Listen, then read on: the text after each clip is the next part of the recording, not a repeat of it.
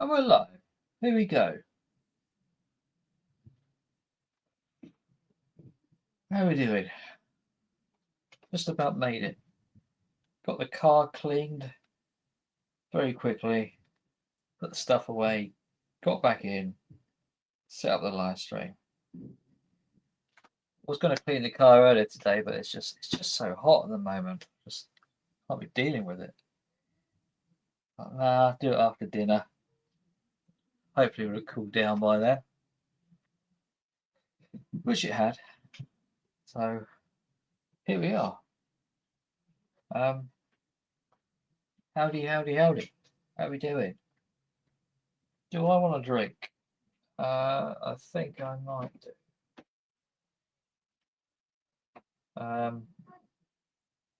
If you hear a bit of noise in the background, it'll be my kids playing games and getting overly excited. So try to ignore that. What's the trouble when you're trying to do a live stream with little people in the house? Lots of little people. I'm not so little anymore, I can assure you. Right. Do I want a coffee? That is the question. A hot drink or a cold drink?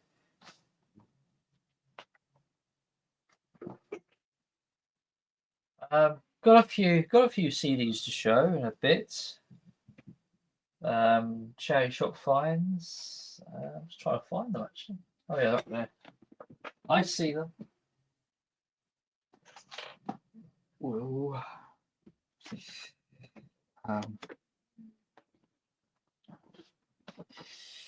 Pay no attention to your YouTuber's racket. It's all an illusion.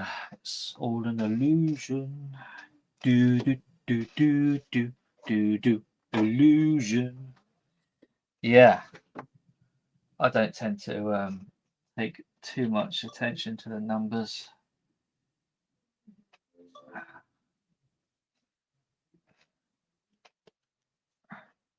I'll just do my thing, and that's it. You know, what does it matter at the end of the day? Obviously, you need some support. You know, you need some people watching you. Otherwise, it's all a bit pointless if you know you're doing this for nothing. But that's all you need. You only need a few for connection and conversation.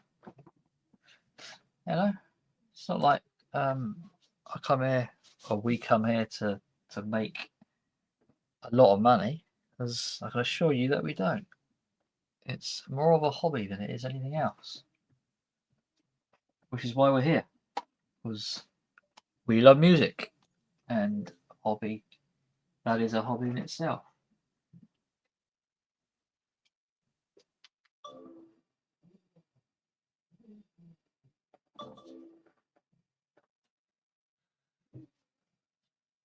I think I'm going to pour myself a glass of orange juice, I think. Should I have a cider? No, I'll have a cider. Let's push the boat out, shall we, and have a cider.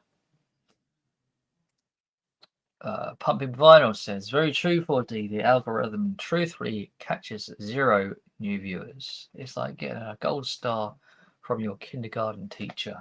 This is true. This is true. And yes, the VC sucks at supporting small channels.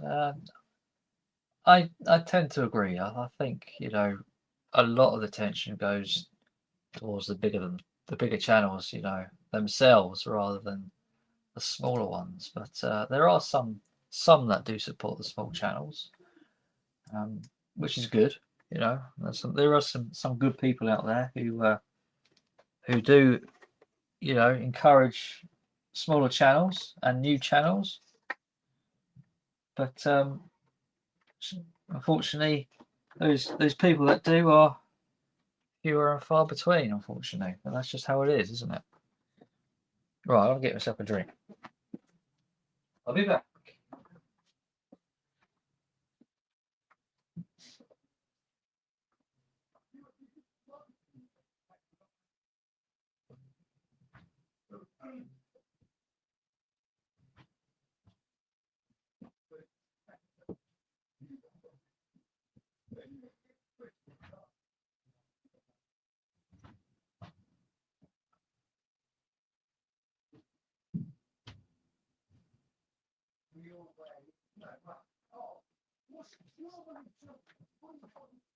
I need a like a commercial to kick in when I'm off doing getting myself a drink or something like that, you know.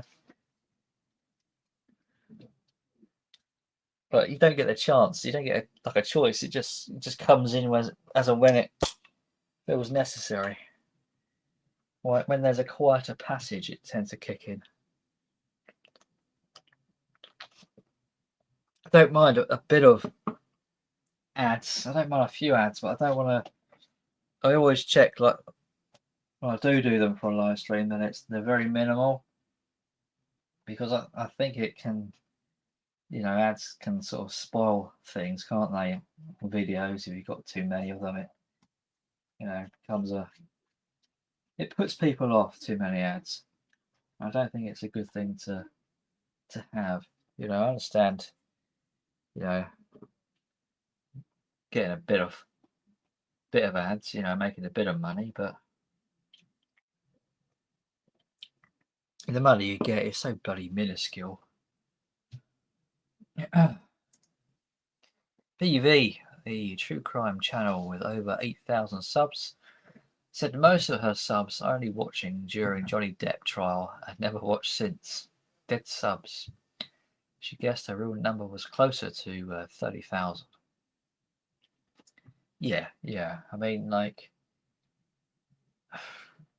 any sub number, is never really true to like the viewership. A lot of people, sort of underscore the sub number to the views.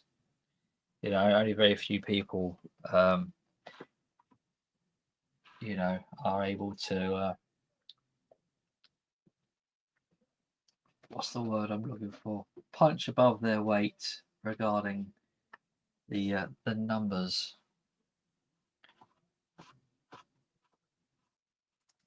YouTube is also giving out participation trophies. It is. This is news to me. I didn't know this. I've 4D. If you're watching, I picked up a few comics recently. What did I get? I brought, the Commando comic. I'm sure you're very familiar with. Well, they've got these hardback books you can buy. You've probably seen them. And I ended up buying one of them. And also Battle as well. Have you heard of Battle? I know Battle have been going for quite some time. I brought a Battle comic book. Yeah, what do they call them? A TPB. That's it. Yeah, TPB. So yeah, I might get a few more. So I've kind of, I brought a few records this year, but not that many. Mostly been getting cheap CDs, as the title shows on this live stream. So I cut back a lot on vinyl, and tend to be sticking to buying cheap CDs, which in turn, does save a bit of money, doesn't it? When you're not spending so much on records.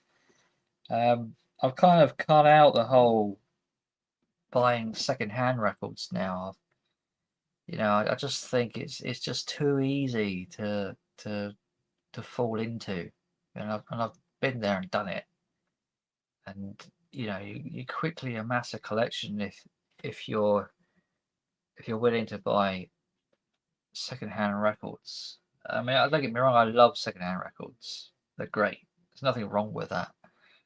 But I was kind of inundating myself with them and the new records. With new records, I'm just likely to buy the odd one here and there. So it kind of it forces me to sort of hold back and think a bit more about what I have and space, rather than just going in there head first and just buying lots of secondhand records. It's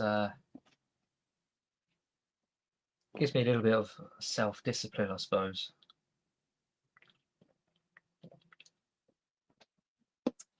It says, Commando rings a bell. In mid-60s Commando format was a thin paper book format. Yeah, it could have started in the 60s, very possibly. I think they're kind of smallish kind of books, aren't they? They're not that big, are they? And they produced a load of them. I think these hardback books, they just sort of like have about 12 books in there, 12 comics of maybe the best of that kind of era, or the Brits or the Germans or whatever it is during World War II. And just pick out sort of a best of kind of thing and give you 12 of the best. But there's probably hundreds of them are made, I'm guessing.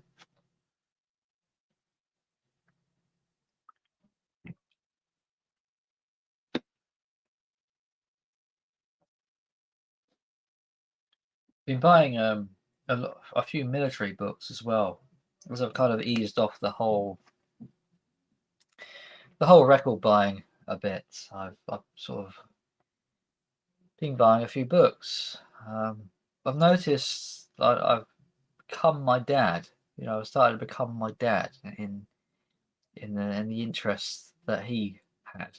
I've always shared the same interest. I've always been interested in books, um, and had my own books. And of course, I inherited all my father's books, of course. Um, and then I moved them on, and I had a I had a brother who wanted some of the military books my dad had. I sort of unwittingly sort of like gave them up, gave to him. I kind of wanted them myself, but he didn't really get much from my father when my dad passed, and he uh, he got my dad into the Sven Hassel series, hardback book or paperback books. So it was my eldest brother that actually got my dad interested in books, which is a bit unusual. That's how it worked out. And my dad started reading the Sven Hassel books. I thought they were brilliant. And when my dad passed, my dad had basically the full collection of Sven Hassel books, which I more or less bought for him.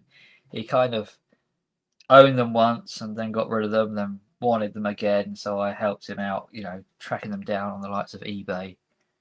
And he said, "Do they do a hardback range?" I said, "I think they do. I think there's a few Sven Hassels they do on hardback." And he said, I want them all on hardback. Got them all on paperback, and now I want them all on hardback. So okay. So like over a course of, I don't know, maybe 10, 15 years, I've been sort of looking around for these hardback Sven Hassel books, finding really nice copies as well. Some of them are like mint condition, and my dad had them, and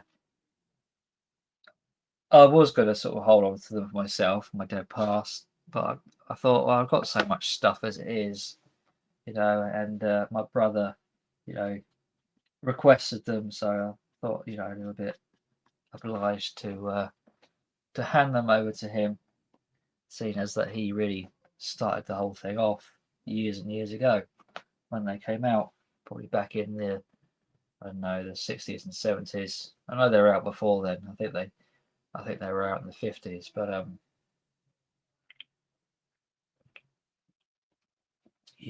these books, they get reprinted and what have you, and you know spring new life into them. whoever backs them and gets behind them.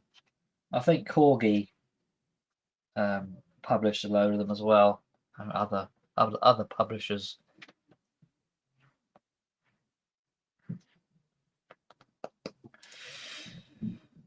There were no books records at all in my house till 1968 when I was 9. Then we got a record player. Really, there was no books. Didn't have any books. My dad had a lot of books, but hey, how you doing? They weren't really my cup of tea. There are books about West Sussex and Surrey.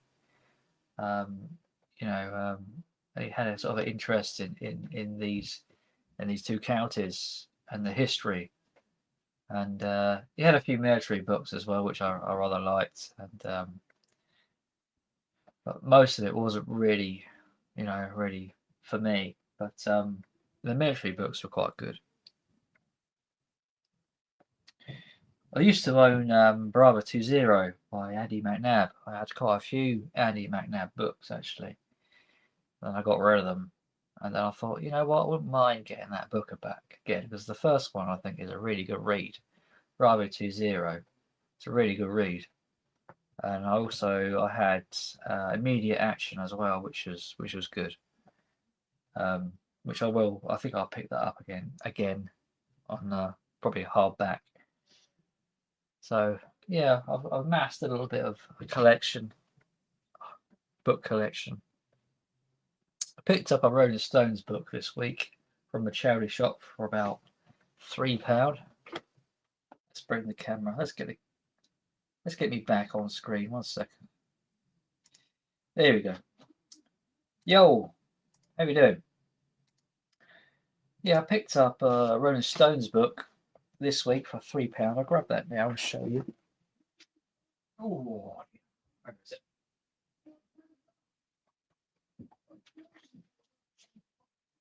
I charitied. You know what? I go into the charity with stuff. The charity shops with bags of stuff to donate, and then I come away with a bag. You know, what's all that about?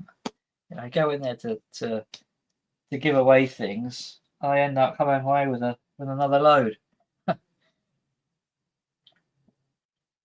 But yeah, I gave away a lot of my music biographies. I had a load of them. I got a bag load of hardback books regarding music, and I just thought they're just sitting on the shelf, and they're not being read or anything. And I thought it's time to pass them on. I've had them for a few years. And, they're not really doing anything. I'll get some new books in. And, this was in the charity shop. I thought it was a nice book. I don't mind stuff on the Rolling Stones. I like books regarding the Rolling Stones. But like the stuff I had, which I gave away, were of individuals involved in music. Who was I had? Who was it? Eric Clapton and people like that. And I just thought, nah, I don't mind these bands, but I don't mind the old Beatle book or something like that. Obviously, with the Beatles, there's so many books on the Beatles, and I don't want to literally flood my shelf with Beatle books. So I'm a bit more selective when it comes to Beatles. But anything on the Stones, I'm quite happy to pick up. All these pictures and that inside, lots of illustrations. Basically, an unseen archive of Rolling Stones photographs, other information on the songs, and yeah, pretty much everything. The Stones.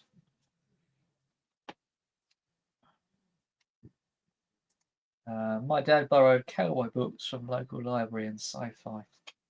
Yeah, my dad was a member of the library.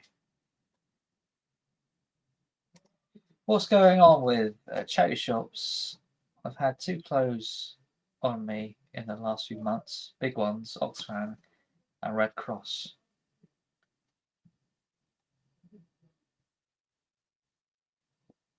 I don't know what you mean. Keith Richards around children. That has to be rare. Yeah, it was only £3. So I think it was £5 at one time. They repriced it. I noticed repriced it for £3, and I thought, you know what, I'll have that for £3. That's quite a hefty old book. When I got back in the car after holding this for a while because I had to queue up, my arm was aching because I was holding this and I was holding a load of other stuff as well. All the muscles in my arm was like fatigued. I was like, oh, my arm's dead. But yeah. What else? I got another Rolling Stone. This is my other Rolling Stones book. I picked this up a few years ago. This was £8. Well, God knows how many years ago I bought this. Same charity shop. Really great book. Let's bring that down.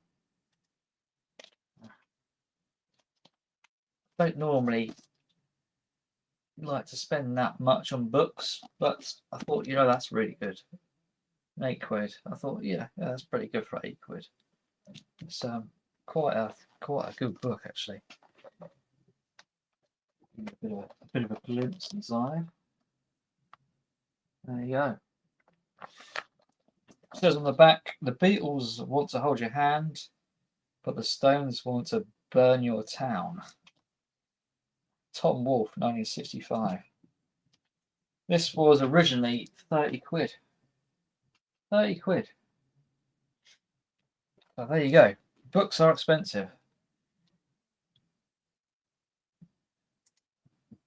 What do you mean you don't know what I mean? Self-explanatory, isn't it? They closed down, no longer in my town. Oh, I see. Right, with you. Sorry. Right.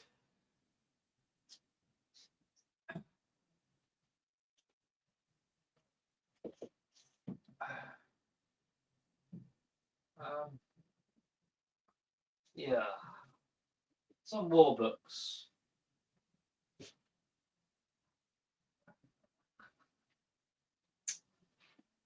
Big Shark fan. And I picked up all 3 of the new Sharp books which have been written in the last, I don't know, 3 or 4 years. I think one might have been a charity shop find this year.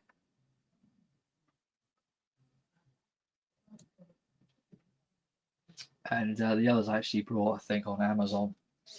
So yeah, bought a Bernard Cornwell Sharp Storm. I have this one, hardback. I also have Sharp's Command. And also I have Bernard Cornwell Sharp's Assassin. So those are the 3 latest Sharp's novels. I did have a load of others. I even had a first edition, which was worth quite a bit of money, which you just never see anymore. Those 80s Sharp books, you just don't see them. You used to be able to pick them up in the charity shops years ago, maybe in the 90s, but you don't see them anymore. I think they go straight to the likes of eBay, anything like that. And I bought this on eBay. It's Mark Urban and rifles. It's about the 95th Rifles. 6 years with Wellington's legendary sharpshooters. He also wrote another book called The Fosslers. It's about the American Army, which I think was the second book after this one. So I'll be getting that as well.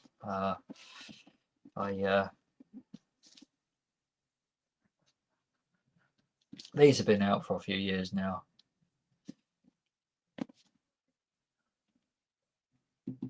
Where's my put that back? Takes time to research what Beatles books are worth buying out of thousands. They're just rehash old copies. Same with film books or Hitchcock or Orson Welles. Most not worth owning. No, I have a few Beatles. I like things sort of slightly unusual. Don't have it to hand here. I can't show you. It must be upstairs.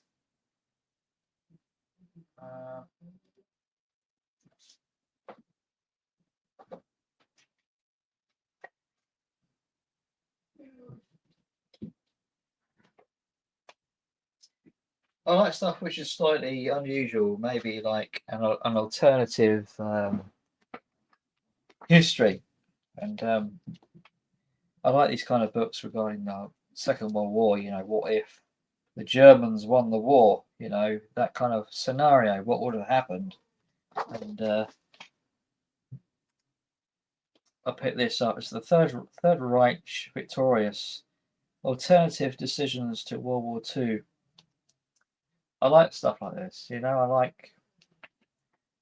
I like the kind of the path it takes you down. You know, what if this happened? You know, where would the country? How would it be? You know, how would the world be? You know, and it's just interesting to read about. You know, what if we lost the war and got in the wrong hands? So yeah, slightly a bit unusual, but interesting.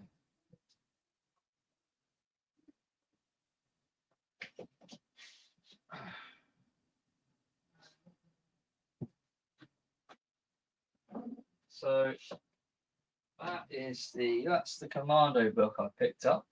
This is the Commando. For action and adventure, true Brit. Look at this, how thick it is. And yeah, there you go. Probably dates back to the 60s, I'm guessing, 70s, something like that. So there's lots of these books around. So yeah, this is the true Brit. So it's all Brits and all about the British Army in here.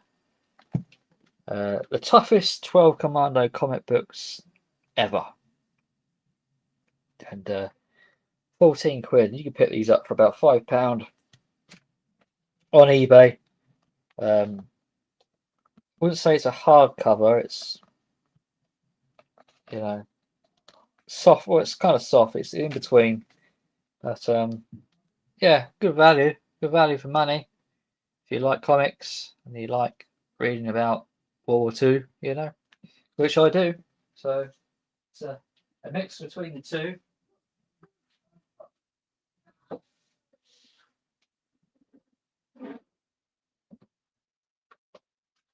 This is the other one. This is the other one I picked up. It's from Pages of Battle. Battle is a comic book series which it's all about that war, and this is a TPB called Death Squad. And I thought, yeah, that's quite cool. Similar vein to sort of the Commandos, really. It's all cartoon and it's all over the top action, but yeah, fun, bit of fun read. Help pass the time. Put those away.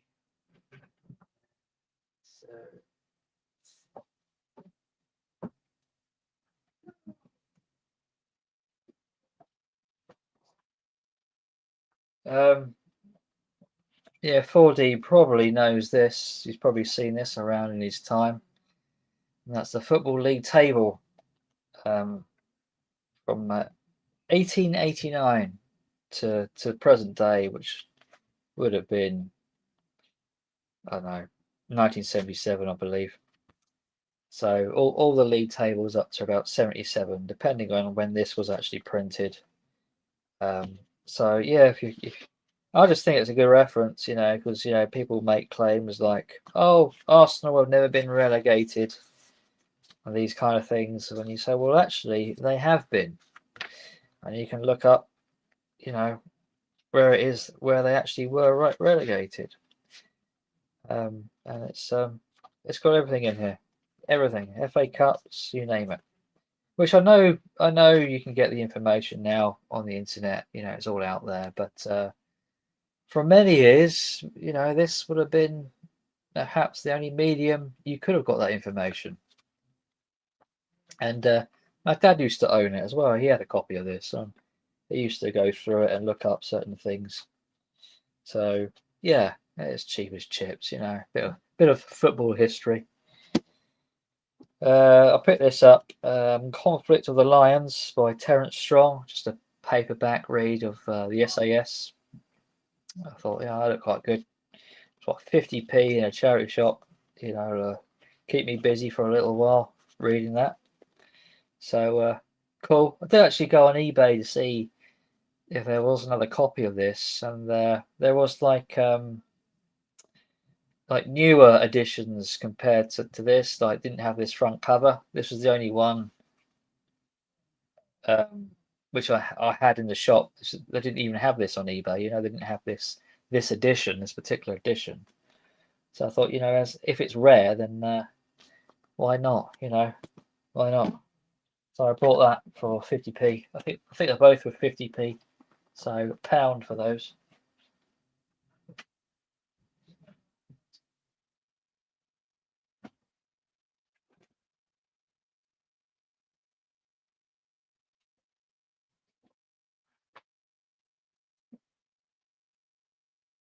So this was an eBay purchase for, I don't know, £2-3. I used to have the paperback and the hardback at one time. Bravo 20 by Andy McNabb. This is the book that started it all, and it's a great read. So yeah, I highly recommend this. This is a great book, a really, really good book. Fast-paced SAS action, and he's written so many now. It's a job to catch up with them. But I went into a charity shop which are very cheap. I go in there quite frequently, like at least once a week, at least, because the CDs and the books are literally 50p. And I think if you buy, the more you buy, you get deals on them. And they have 3 Andy McNabs in there. They're fairly recent. So Street Soldier, picked up Street Soldier. These are slightly smaller from the Bravo 20 books, the bigger ones, the Bravo 20 book. But for 50p, bargain.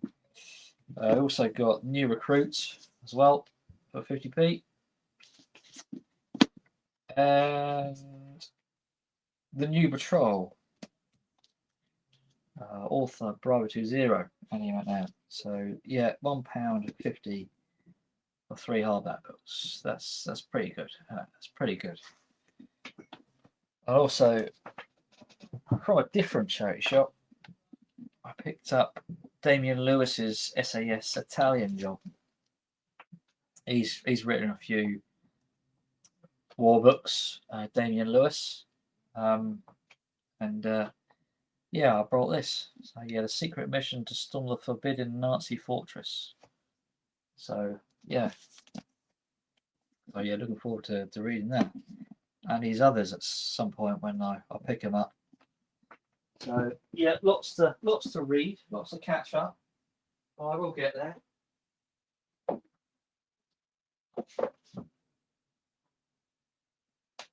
I'm making a point of reading every day, so I will eventually get there.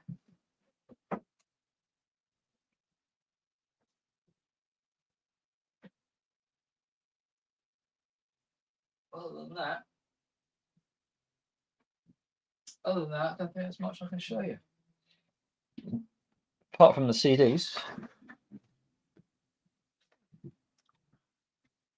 Get carried away there. Let's read some of the comics. The comments. Where have we got here?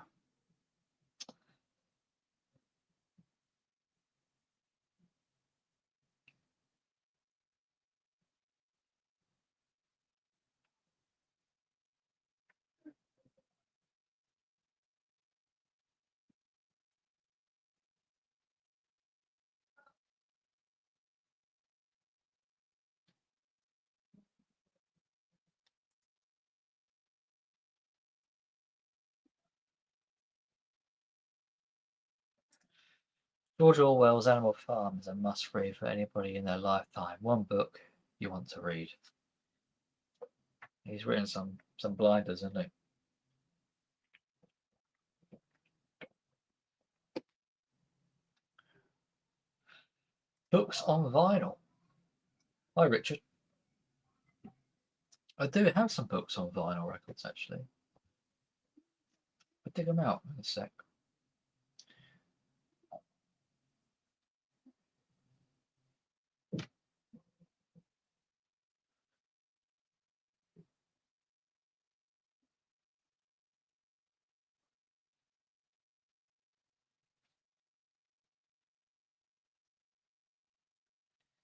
Yeah, see, it's a conversation between yourselves. Okay.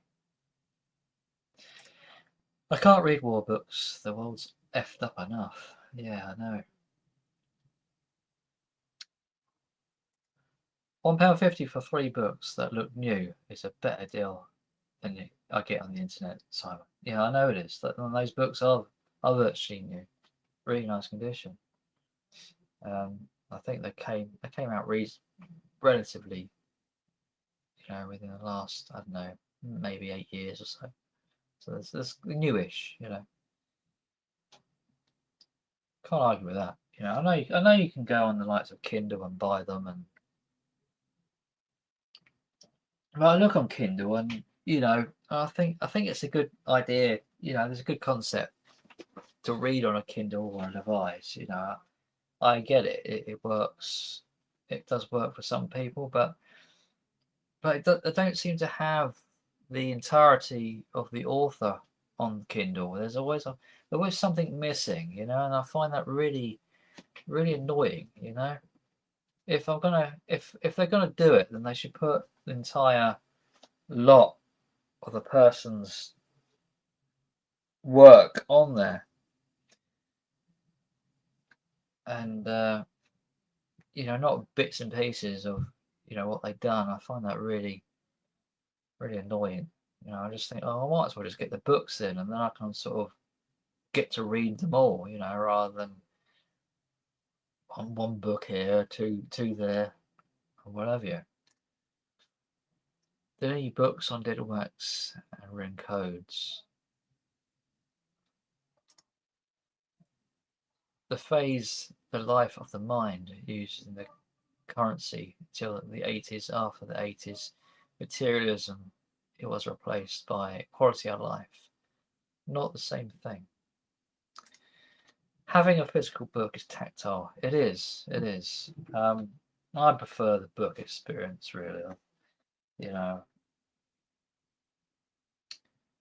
Kindle is all right, but when there's stuff missing from a particular author you want to read about, I think it puts you off because you only get some of their collection and not all of it. Maybe there's some on there which I do have a complete collection, but the stuff I'm interested in seems to be missing about half of the library,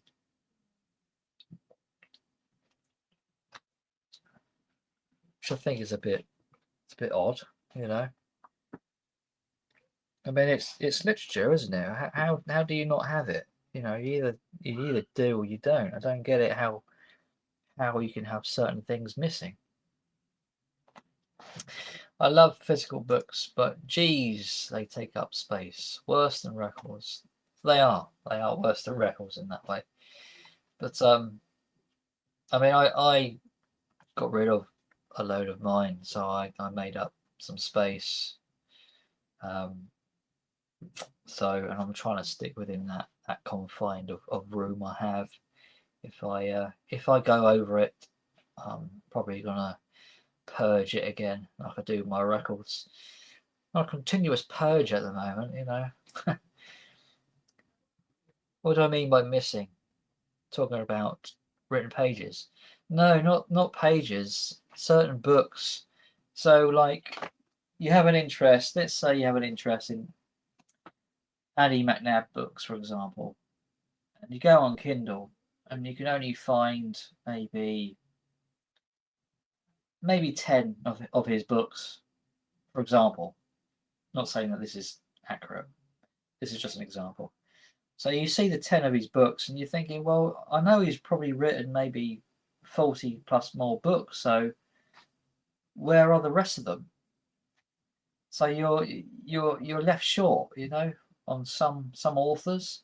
Some authors, they might have the complete lot available, but there's maybe some of the older ones, you know, which are, you know, there's books missing. There's books missing from their library. I'm not sure why that's the case. You know, I don't know, there's some kind of problem there. Is it to do with licensing? I've got a clue. That's true. So many books in this house. There isn't a room that's not cluttered, including the bathroom. But Kindle doesn't do it for me. No. Um, my missus has Kindle and she likes it. But you know, I was looking on it the other day and I thought, do I really want to invest into into an into this when there isn't everything I want? Because it's the same. It's the same. It's the same thing like regarding video games, isn't it? There's like a little ecosystem which you buy into, you know, with these purchases, and you are kind of restricted to its parameters once you start. But if you come out of that, you've got everything at your disposal. You know, regarding books, you know, you can pick them up, all of them, as and when you want to. And when you get invested into an ecosystem like that, you know, it has its limitations. Right, books on vinyl. Books on vinyl.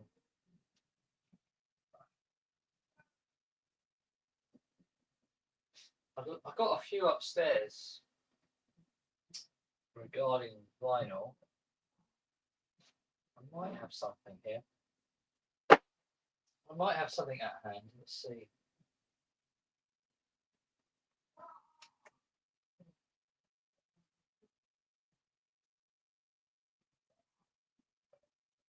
Ah. Ah.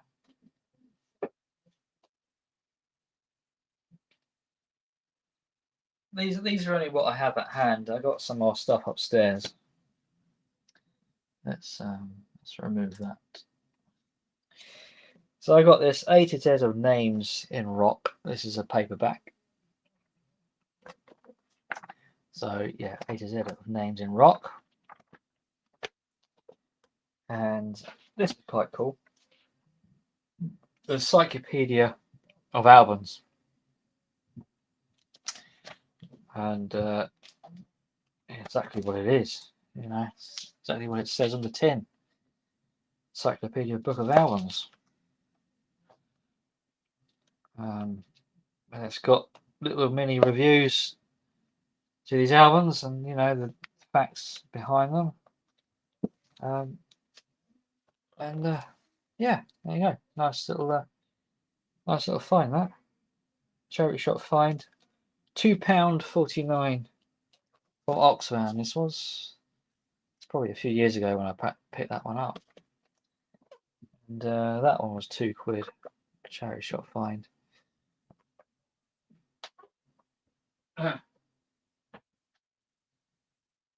I've got a few on the Beatles. I've got Oasis Supersonic, of course. I picked that up brand new. Couldn't go without that one. So yeah, that was coming home. As soon as I heard about that, I was like, yeah, I'm getting that. This is the hardbook cover. It's what you want. That's a good read, actually.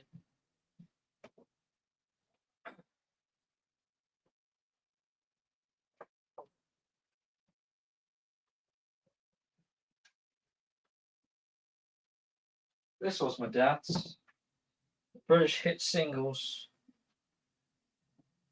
Every single hit since 1952. And this goes up to 87. So, you know, back then it was that thick at 87. But,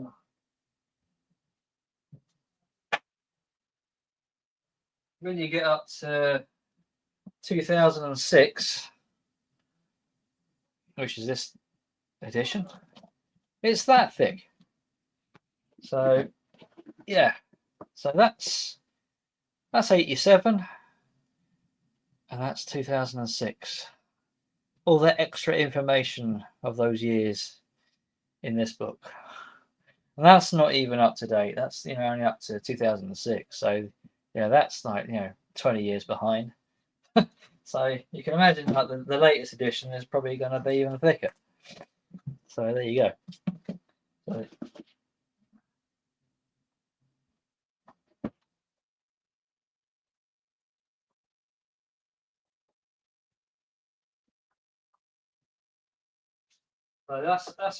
they're really good books actually. There's everything in there. Every hit which has been released in the charts basically is in those books. Plus there's stuff about albums and stuff in there and other sorts of information.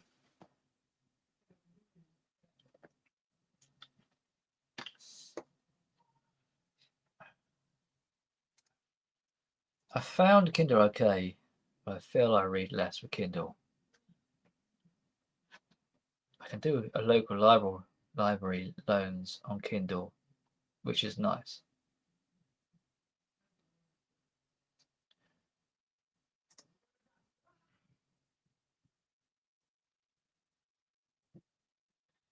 If the writer is good, it's like meditation. If you wrote a book, what would you write it about? God knows.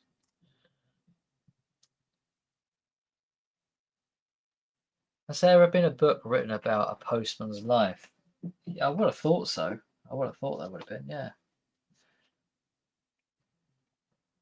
I would have thought so. I know there's been a few movies. Wasn't Kevin Costner in a movie called The Postman, although it is terrible.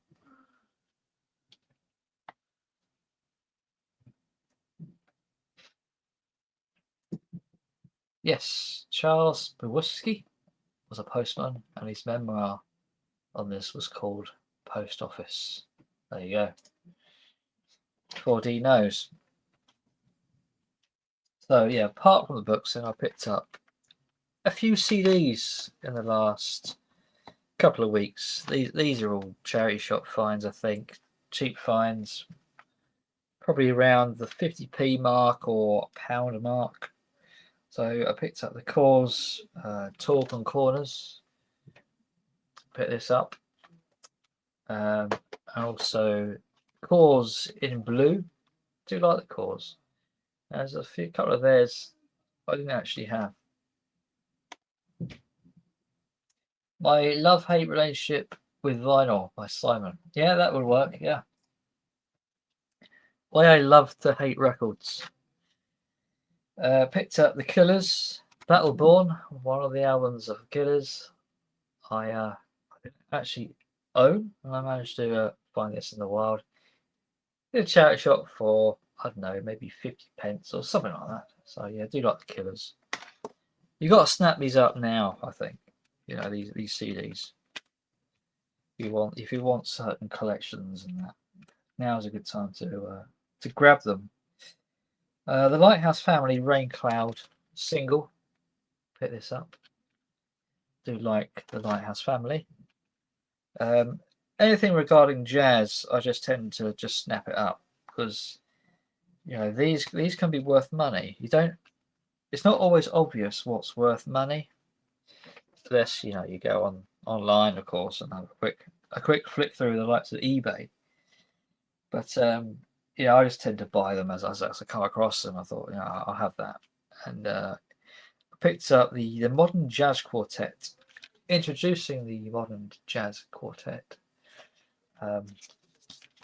So yeah, these are nice little collections to pick up. Anything jazz related like this, it's cool to have. Very cool to have. Lincoln Park, The Hunting Party. I thought I may have had this in my collection. I realised I didn't. I thought, you know what, that's one Lincoln Park album I don't have. I've got most of theirs, but not that one. I might have completed their discography actually. Another jazzy one, and that's Oscar Peterson. I saw this, I thought, yeah, that's coming home with me. This is a twin 2 CD pack, and that is Paris Jazz Concert. And, those are the 2 albums inside. So, yeah, virtually new, unplayed. And I think that's worth a few quid. I paid £2, but I'm sure it's worth more than that. Elvis GI Blues. I thought I may have had this in my collection. I ended up buying it again. Got home and I realised you were right, Simon. I do have it in my collection. So a spare copy now. So there you go. These things happen. Thing is, I've got so much stuff. It's a job to remember what I have. It's like I've got a lot of Nickelback albums. But when I saw this, I was thinking, do I have this? Do I have this? I think I don't recognise the front cover. So I'm pretty sure I don't. Pretty sure I don't have this. So that's another band that I'm probably very near completing, or have completed already. But this is one I didn't actually have. I do seem to have everything else by them. So maybe I've completed that one as well. We'll see. I'll do a bit of finding out. This was a purchase on eBay for about, it wasn't that much, maybe £4, something like that. The CD can be a lot more pricier. I've seen it go for sale for a lot more than that. And that is The High. Now, Richard, if you're watching, you might like this. It's The High, Somewhere Soon. Came out in 1990. Very Rolling Stones sounding. Rolling Stones? Sorry, Stone Roses. What am I saying? Stone Roses. So yeah, off that ilk. Believe there two are a Manchester group. So not that surprising that they sound like the Stone Roses. But good album. Good album. Worth picking up. You have that album by The High. Excellent. Well done. Cool. Nickelback is Concert Buddy's favourite band. Yeah. Yeah, they get a bit of a bad reputation, don't they, Nickelback? I picked up a copy of this, the greatest hits of 1988. I'm trying to complete this series, and of course there is a load of them. I've got a few of the 60s and a few of the 80s, and maybe one or two of the 70s. But yeah, I'm slowly picking them off in charity shops. But I do have a job to remember what years I have. Maybe I need to start writing things down. The thing is, I don't want to go around with like lots of lists with me, of what I have. Maybe I should use my phone or something to pull this information and log certain things. But no, some good stuff on here actually.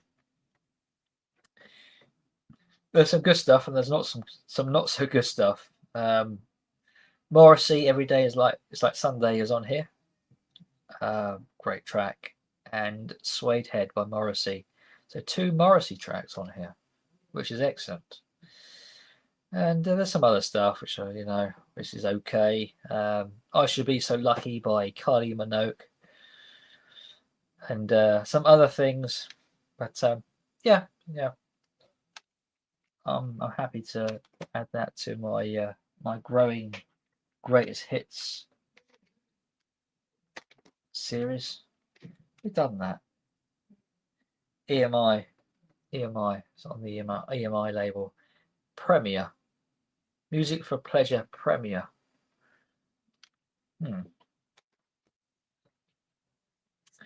Perhaps carry a list of titles you need to complete your sets. Yeah, I should do, really.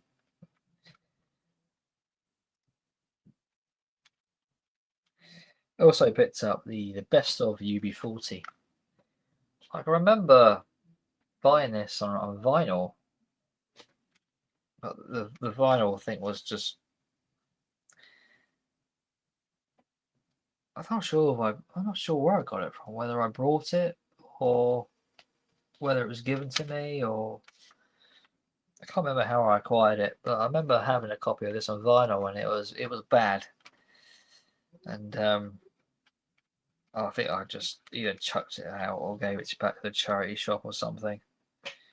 But so in my mind, when I saw the CD, I was thinking, I know that.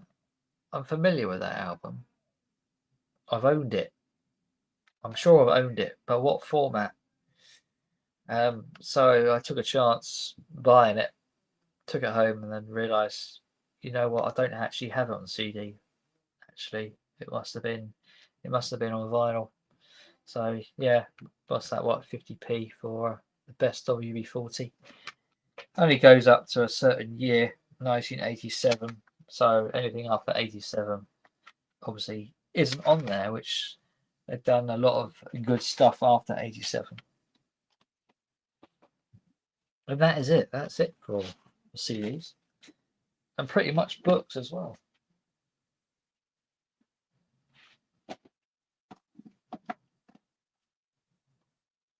Doing another series of CDs, mellow CDs to listen to in the car.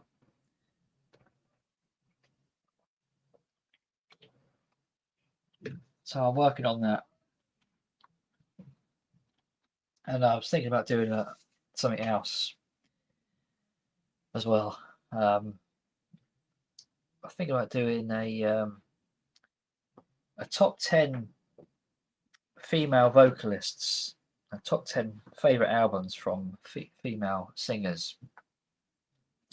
Not quite sure when I'm going to be able to fit that in on the channel, because I'm kind of working on this other project at the moment, but I will be doing that as well. So I've got two things I'm working on regarding the channel. I've noticed, last time I've done my video, the last video I put up, once I finished editing, it was about 2 o'clock in the morning. I'm uploading the video. The project must have taken me probably 6 hours to put that whole video together. When you're including everything, filming, photographs and stuff which are in the video, and then there's the editing, and you've got to upload it. It probably took me about 6 hours of my day to do one video. When I went to bed 2 o'clock after uploading it, obviously I went to bed, got up to start work in the morning, and just thought, is it worth it? Is it worth doing this? You know what I'm saying? Is it worth my time to put all this time into YouTube? And I can't really say that it is. It can be so time consuming, and you know, the return you get on it isn't really enough, is it? It isn't enough. 6 hours on one video. This is another reason I don't make videos. Well, this is it. You know, and okay, I could have, you know, I've done videos and I wrap them up really quickly. You know, I mean, it depends what the video, you know, requires. You know, and how much sort of effort you want to put into it. But sometimes it can take absolute hours to get it how you want it to be. You know, if you want to make it a good video, and you know, it goes, you put it on online, and it doesn't really get the appreciation, you know, on the video. You know, consider what you put into it. You know, maybe, you know, maybe 50 people watch it or 100 people watch it or whatever. You know, I just think it's a lot for what it is. You know, I'm not sure. You know, it's worth doing.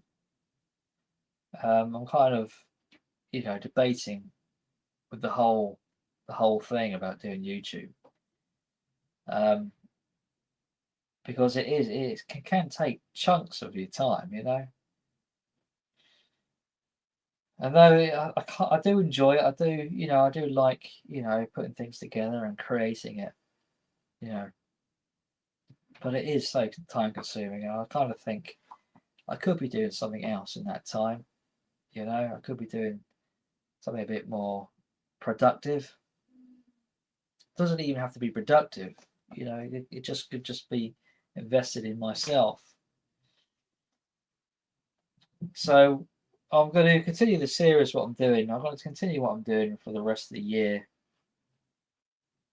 But as of next year, I don't know what I'm going to be doing. I don't know. I don't know where I'll be going. I'm, you know, I feel like I'm winging it at the moment. You know, I'm just sort of hanging on in there, and you know, I think next year, what am I be doing? You know, because I just don't know.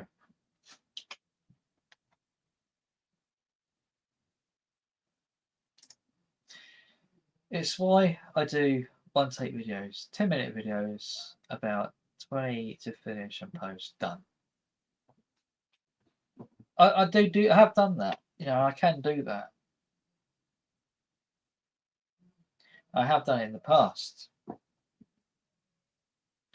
And I look at other channels, and I'm not going to name names.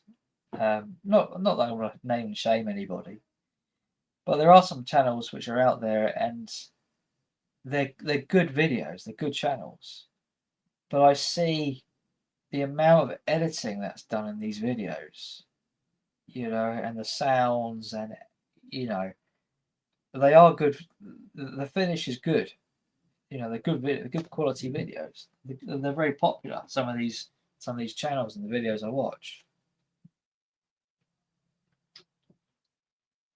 But there are people. These are people which don't have a family. You know, they're on their own, or they live with their parents, or something like that. You know, maybe they work part time. You know, or maybe they're retired. You know, depending on who they are and their ages. But they're all pretty much sit in the same category of they have amples of time. They have amples of time to make these videos. No, hours, if not days, to put this stuff together. And they obviously they reap the rewards, you know, which is fair play to them. You know, no problem with that. I applaud that. But I think to myself, as much as I like to do that, I'm not that person anymore. You know, I'm not in that position of able to put so much work into these videos to get those kind of results. and they must take, you know, serious hours to do. You know, probably double 6 hours. I mean, I might be wrong, but I'd imagine it would take, you know, if I'm doing what I'm doing and it took me 6 hours, then their stuff, what they're doing, must be taking, you know, probably 12 hours.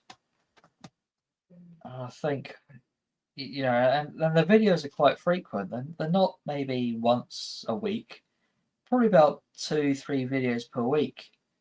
Some of these channels, and I think that's a hell of a lot of work.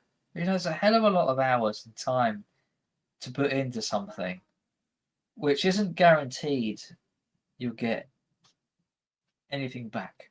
You know, yeah, okay, the subscribers go up and the viewership goes up, but even then, is it enough to warrant that kind of work? You know, it's like this hobby, this thing, it takes over. It can take over. It become a part-time job very, very easily if you want it to be, if you allow it to. And I don't want to allow it to. You know, there's a limit to what I want to do and what I'm comfortable with. So I can't have it, you know, crossing side with my work or, you know, my family too much. There has to be limits. There has to be some kind of restraint there. So there's only so far I'm willing to go, you know, and if I'm just going to be a small channel with limited views, then so be it. You know, I can live with that. You know, that's fine. But I'm not gonna, you know, go out my way to try and grow this channel to become something which it doesn't need to be. You know.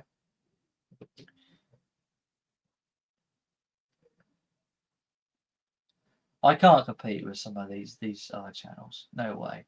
I don't have the time to do it. So they are what they are, I'm afraid. How much do I get from YouTube a month? About 150. No, nowhere near. Nowhere near. Nowhere near that amount.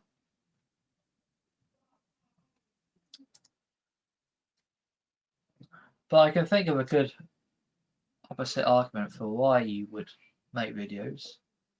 So I'm not knocking it. If you throw a link, I'll explain. What's the point of it? I'll put the link out there.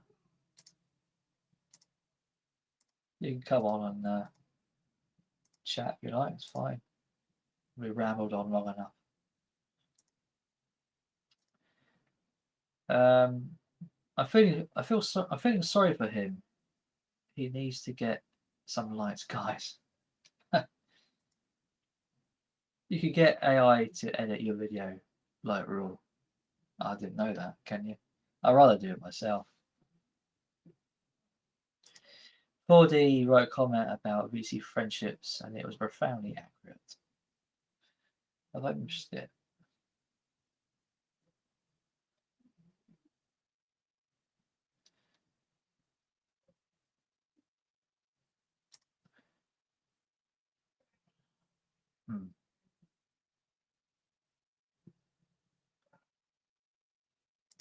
I am not monetized. Never will be. So I get fuck all. But I'm in for the hobby more than anything. I understand. I get that. Where you're coming from, you know. And for a while there, I was on the same page. But then I thought to myself, you know, if I'm putting all this work in, it would be nice to get something back for it. You know, even if it's not much. You know, if I get something back and it can maybe pay for some records or something, you know, at least it's something. But I completely understand where you're coming from. Either way. I mean the money is so little. It's I wouldn't leave any sleep over it. How long it takes to build up to get these paychecks. It can take ages, ages and ages. There's 4D. You're right, 4D. Hello. Hello. How are we doing? Well, I've been better. I had some food today for the first time in a long time, and it's not quite gone down well. But Oh dear. I think I'll be all right. You've been suffering a bit like that recently, haven't you? Yeah, but I needed to lose the weight as a matter of urgency, so I think I've lost about 3.5 stone in 6 weeks. Wow, that's quite a lot. Yeah, well, the first 2 weeks of this medical episode, I fasted, so I didn't eat at all. I didn't eat any food at all. All I took was vitamin tablets. So now it's that regime, plus I have one milk replacement food drink per day. But today I decided I'd have 3 eggs and some baked beans. Right. Not a good decision, it turns out. No, maybe not. For reasons we won't go into. Yeah. But so when you were saying about, when you're wondering about what's the point when you invest 6 hours in making and editing a video. So I joked and said, yeah, that's another reason why I'm not going to make videos. But the opposite argument to that is, I'm a writer more than a video maker, so that's where I invest my effort. And there's a guy whose famous saying is, writing is thinking. Like, you find out what you think by exploring it in your writing. So even when you're halfway through a sentence, you might not know how the sentence is going to end. So you find out by doing it. So that's how you get to know your own mind. So I would guess that sometimes for some video people in the VC, that they get to know their own mind better by, for instance, these monologues that you do at the beginning, or the monologues that Rachel does at the beginning. You kind of clarify in your own mind where your thoughts are going. And then on top of that, when you then throw open a link like you've just done, conversation does the same thing. So, the back and forth sort of refines your thinking. So you get a better sense of what you think and who you are by doing that. That's what I get out of writing. So I would guess that some people, without really thinking it through actually, but some people who make videos probably get that same kick, I would think. Yeah. It's trying to think. It's kind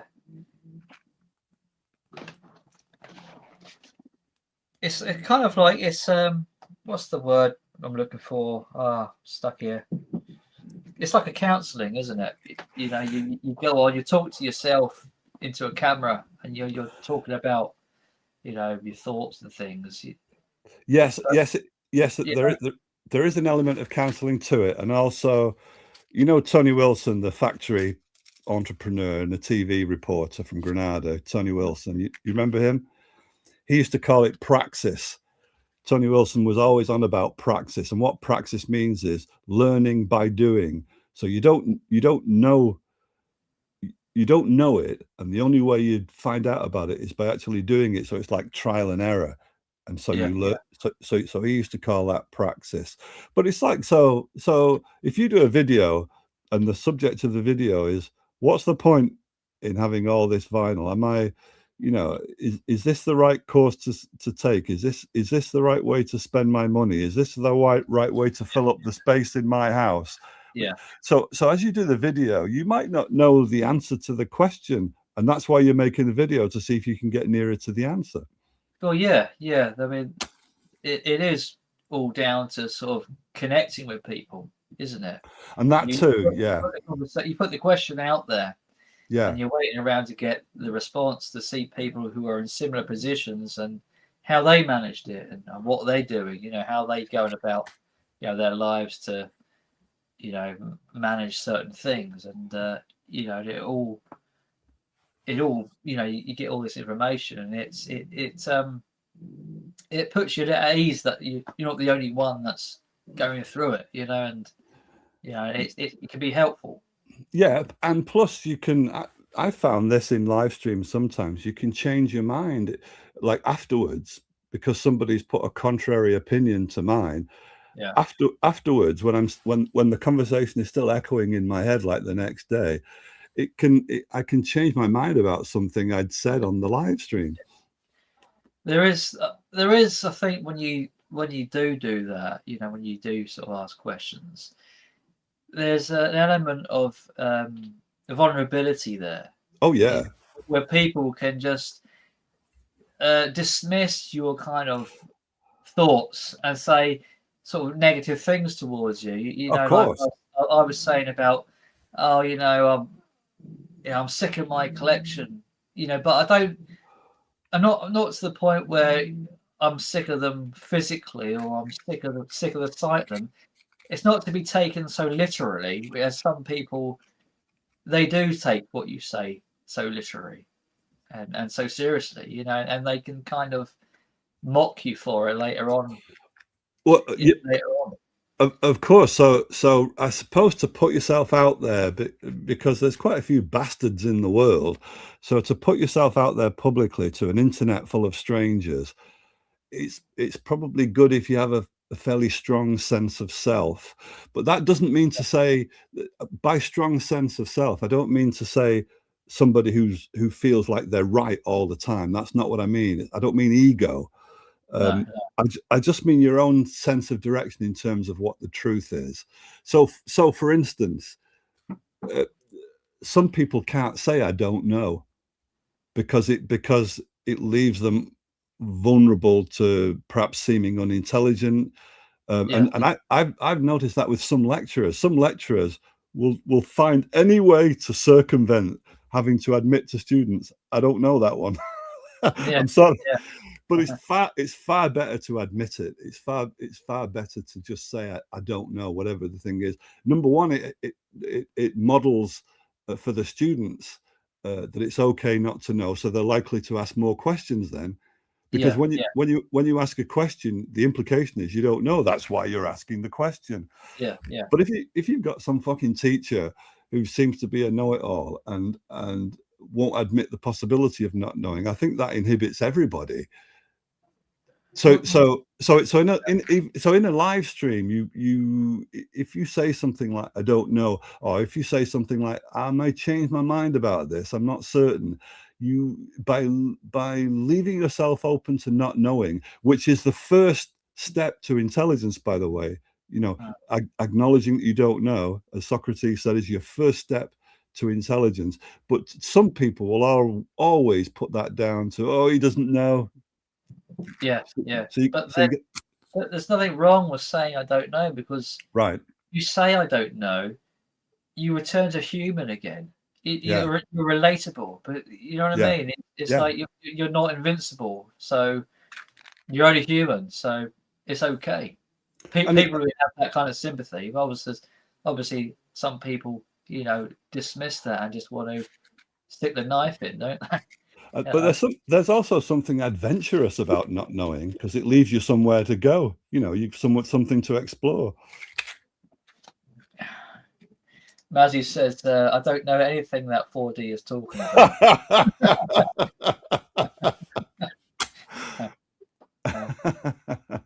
There you go. Yeah, good point, 4D. There you go. There you go. Yeah. Well, I'm going to continue what I'm doing, for the meantime. But how long do you do this for? How long do you keep going as a YouTuber? Well, the other thing though, Simon, is my guess is in this YouTube racket, while you've been at it, you'll have had some valuable contacts, like I would guess Ian and Rob. Yeah. So and that if it wasn't for your YouTube activity, you perhaps wouldn't have interacted with those guys. No. I mean, the reason I started was to learn, to learn from being involved in the community. I've always went in there, thinking that's my plan to get that information back out of the community and into my musical interests. Right. Was like I kind of knew quite a bit regarding sort of like the 60s and the 90s, partly because of my mum and dad and growing up in the 90s. But like the sort of 70s and 80s was a bit of a void for me. It's a bit of a uncharted territory. I didn't know too much about those two particular decades. The other two I was quite strong. So by being there, learning about all these bands and the certain eras as the 70s and 80s progressed, I've learned so much, compared to what I did when I started. There you go. I've made some valuable friends doing this. There you go. So, But that question, the general question, what's the point? I mean, you could ask that about absolutely anything, and existentialism actually asks that question about everything. What's the point? So if you say it about one particular thing, what's the point? And you decide there is no point, so you withdraw your labor from that. It still leaves open the question, okay, so what am I going to now invest that time and energy into? So it's not going to go there. And then wherever you do channel it after that, the same question can arise, like, what's the point? Yeah. But deep down, we all know the reasons why we do it. But when you say, I've invested 6 hours, and I did go to bed at like 2 o'clock in the morning, you're trying to still justify your actions. You know the answers. Right. But you're just trying to put it out there logically of why am I doing this? And trying to sort of put it out there and see what people say. And it usually does come back as, well, I knew that all along, kind of thing. I knew the answers. I was just testing the water, Right. Is there? I actually didn't realize it took that long to when you add on the editing and everything to make a video. But my question is, and it's the same question that writers have asked in my day for years and years, to do with what's the point, which is those writers who are not published. Sometimes they ask the question, okay, so if I'm never published, am I still going to write? Is there any point to writing if it's not going to be published? What's the point if it's not going to be circulated? What's the point in writing? And some people will say, yes, I still will write, because there is something fulfilling about the process of writing and about completing it. So my question to you then, Simon, is there any part of video making that's fulfilling in itself, even if you think there's a possibility that nobody or only a handful of people will see the video? Is it sufficient into itself, or are you like those writers who say, and there are many of them, no, there's no point in me carrying on with this writing lark and investing all this time, and I'm talking about years, unless there's a guaranteed publication at the end of it? Because what's the point if you don't complete the loop of writing by having a readership? So which are you? Are you the type that needs a readership for it to have a point, or do you find there's anything fulfilling in itself in making a video? There's something fulfilling in it. There is. There's it's difficult to explain. I'll try to think about it for a second. It's a challenge. It's the challenge which I rise to. I don't set myself the bar too high. I stick within what I think is achievable. But still, still sticking to a minimum thing on YouTube. Even if it's just one video a week, it's still a commitment. Every week putting a video together is still a big thing. Yes. Although people, they don't see it as anything. Oh, it's just a video. Dismiss it or whatever. They don't see it as any kind of effort. Yes. But really, there is a lot of effort behind the video. Yes. And it's I don't see myself as competing against anybody. I see myself competing against myself, trying to better myself, trying to make a better video, and just hope that it gets some kind of attention. Doesn't have to be a lot of attention, but you know what I mean. Right. And that's not even really the reward. People, the viewerships and what have you.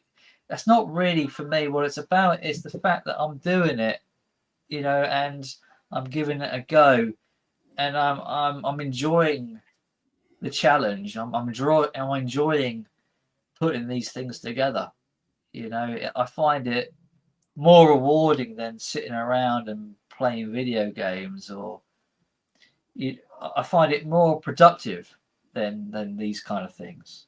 That commitment that you've just mentioned, where having to put a video out, say, every week, that's as soon as you said that, I thought, oh, that's another reason why I would dodge it. There's something about any kind of commitment like that where I suddenly don't feel free, because I have to do that thing at that particular time on schedule.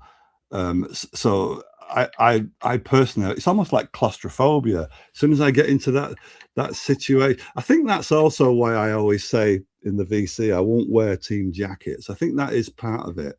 I like to be just free to drift.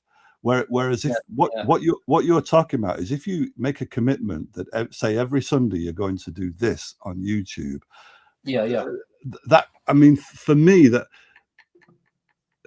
I don't want to talk you down in this, because there's another way of looking at it. For me, it would be a drag, but another way of looking at it, for some other people, it gives their lifestyle meaning to meet that commitment and fulfill it. So there is that opposite argument as well. I know what you're saying. You can feel kind of trapped. Yes. In your own system, and yes. Yeah, I know what you mean, but and I have felt like that. I have kind of felt, I need to be putting something out there because everybody else is doing it. And I have those thoughts in my head, but I've kind of learned to kind of let that go. I said, no, don't worry about it. You can't always be doing the same things as they're doing. They're going to be doing their own videos, their own ideas and things. You just do you. When you're ready to do you. Don't worry about a particular schedule. Just try to get it in within a week or two. Doesn't have to be directly on the Monday and then on the next Monday and the next Monday. Just try and fit it in loosely as you can, but as regular as you can. Yeah, the only problem with kind of doing it on the fly is that most YouTubers, it seems, feel if they want to build up an audience, what they have to do is meet a regular commitment, so that the viewers can plan their viewing, because they know that this guy is going to do this, say, live stream or drop this video on the dot on this particular time regularly. So it would depend on your ambitions whether you wanted to do it on the fly, or whether you wanted to meet that expectation so that it builds up the viewers' numbers. That certainly helps. I think when you start out, I think it's important to do that. But after 7 years of doing this, I don't think it matters so much, because you're always there within the domain, more or less, anyway. Right. And I've already got a number of subscribers and that behind me now, and I don't tend to worry about that too much. Right. But you need to be still putting something out there, even if it's not, on the particular day you normally do it. I mean, some videos take me 10, 20 minutes to do. Some of them take me hours, and I don't always know going into it how long it is to put it all together. Depends on the video, the project, and all other kind of factors. I did learn, if Maz is still watching, because I don't think he knows this to this day, But there you go. That's pretty much why I stopped regular weekly live stream. Yeah, the commitment. Yes, yeah. That's it. Yeah, the appointment idea of it. Yeah. Is bugged. With the live stream, it's more of an appointment than when it comes to a video to a live stream. The live stream, it has to be a certain date, a certain time. Right. Well, and the video you can get away with. Surprisingly, since I don't make videos, I did learn very fast. I did teach myself video editing because when Rachel was going to do one of those Ghosty Award annual things, when that on the lead up to that, I thought it'd be really funny. I had this idea for a clip that would be really funny, and the clip had already been and gone, which was a live stream. It was something to do with a Beatles drop that was going to happen live. So Rachel had a 4-person panel, and one of the panelists was Maz, and Maz was in his kitchen, and he was doing this physical thing about how excited he was that this Beatles. I think it was one of those Beatles. One of those Beatles songs where they took one of Lennon's tapes and they revamped it and they put it out, and there's a music video that was going to drop. So Maz was like shadow boxing in his kitchen and jumping up and down like a madman. So I remembered that. So I went in Rachel's back catalogue. So bear in mind, this is a 4-person panel. So what I had to learn was how to crop so that there was only Maz in the video.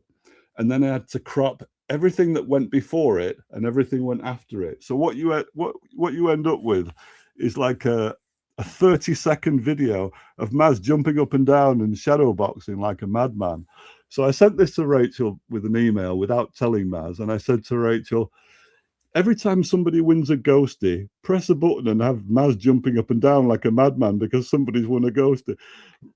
Rachel said that's going to freak him out, man. Because he won't know who's done that, where it's come from. Maz won't like that. So Rachel vetoed the idea. That's a lot of energy for Mazzy. I mean, he's like he's yeah. It was a lot of energy for me because I had to actually learn how you do all that stuff. Yeah. But it was fun to learn it, Simon. But if I had to do that every week, I would soon get cheesed off with it. Yeah. I've noticed doing live streams, some people run their live stream quite different to how I like to run it. I've noticed when I do a live stream, people come and go as they want to, and I think personally that's the way to do it. And there's others who have basically all their panelists on board from the get-go. But once you do that and you're a part of that live stream, you feel kind of trapped on there. Right. Like you can't sort of. It's difficult to leave because it's all set up that way. You know what I'm saying? I do know what you're saying, and there's another disadvantage to having all the live stream guests pre-arranged and set up. It can make the conversation, even if it's not, feel a bit rehearsed and a little bit stilted. Whereas if you're just the anchor man and then people come up on a whim, it's more spontaneous. And I've only ever done. It's not even a commitment, really. I've only ever been on a live stream every week, which is Joe Mayo's cinema conversation that happens on a Monday night. But Joe had already set that up, and there was 2 other regular panelists, Tim and Tom, who've been doing it for years. So I don't show up at the beginning. I show up usually 10 or 15 minutes in, and the reason I started to show up late is because it's out of respect for the fact that it's already a form, and so I don't want to rock the boat that's already set by Joe of these 3 guys who get along really well. They've got a good dynamic, and it's just that Joe wanted to expand it a bit, which is why I ended up there. So I figure, okay, so if I wait for 10 minutes, that feels like it's showing due respect to this triad that's already formed. But I think probably another subconscious reason is that it doesn't make me feel committed and trapped because I'm a late arrival. You know what I mean? Yeah, I tend to do the same thing. There was another live streamer, I'm not going to go into names, but he was expecting everyone to be on board from the get-go, and I think I was late on a few occasions. And I never sort of agreed to those kind of terms. I never said, look, I'm going to be there. I'll try to be there early-ish, but I can't guarantee I'll be punctual. And it got quite pissy with me, later on. And I just thought, well, this isn't a good fit here, and that's all. Right. We went either way. Right. I mean, I think that's the thing. Where if you expect too much from the panelists, they're right. Coming on to do you a favor, aren't they? Yeah. They're coming on your stream to help you. Yes, there is an alternative argument to that, though, Simon. Although I'm with you in terms of what my guest philosophy is, but I imagine if I were a host, let's say if I were a host of a live stream, but I was a bit insecure. Then I'd be thinking, God, what if nobody comes up? Or which can happen. There's even with Rachel, there's been times where, for one reason or another, people weren't coming up. So there's Rachel live on screen, and it takes a bit of guts, I think, to come on screen live. You don't know what's going to happen. You don't really know what you're going to say next. So you're having to trust in the moment. That takes a little bit of moral courage. And what if nobody does come up? So I can imagine if I was hosting a live stream and I felt insecure, I might worry about that. So for that reason, I might want to rope in prearrange guests so that I know they're going to be there. That would be the alternative. It's good to have a wingman. Or a wingman, yeah. That's a useful way of doing it. But I think as a host, you should learn to do it on your own. You should be comfortable, here on your own, dealing with the comments and talking freely. If you can't deal with that, then I don't think that's a good way to start a live stream. If you feel kind of, I need people around me to do it. Then maybe this isn't for you. It's hard for me to debate that, but I think a good host is able to deal with being on their own for a short amount of time. If people want to join, that's fine. But either way, whether they're on or off, I think the host should be able to be comfortable enough to handle it all. I mean, it's hard. It's hard to do. Like right now, on the screen, all I'm seeing is you, Simon, and me, and because my eyes, I've got a defect in my eyes, so there's just no chance of me being able to have the chat up and recognize. So I'm not ignoring the chat ignorantly. It's just that I can't deal with seeing me on screen and tracking the chat at the same time. So I always have to depend on the host to flag up whatever chat. Otherwise, I've no chance of addressing the chat. Yeah, and this is a host. You have to keep one eye, on the camera and one eye on the chat.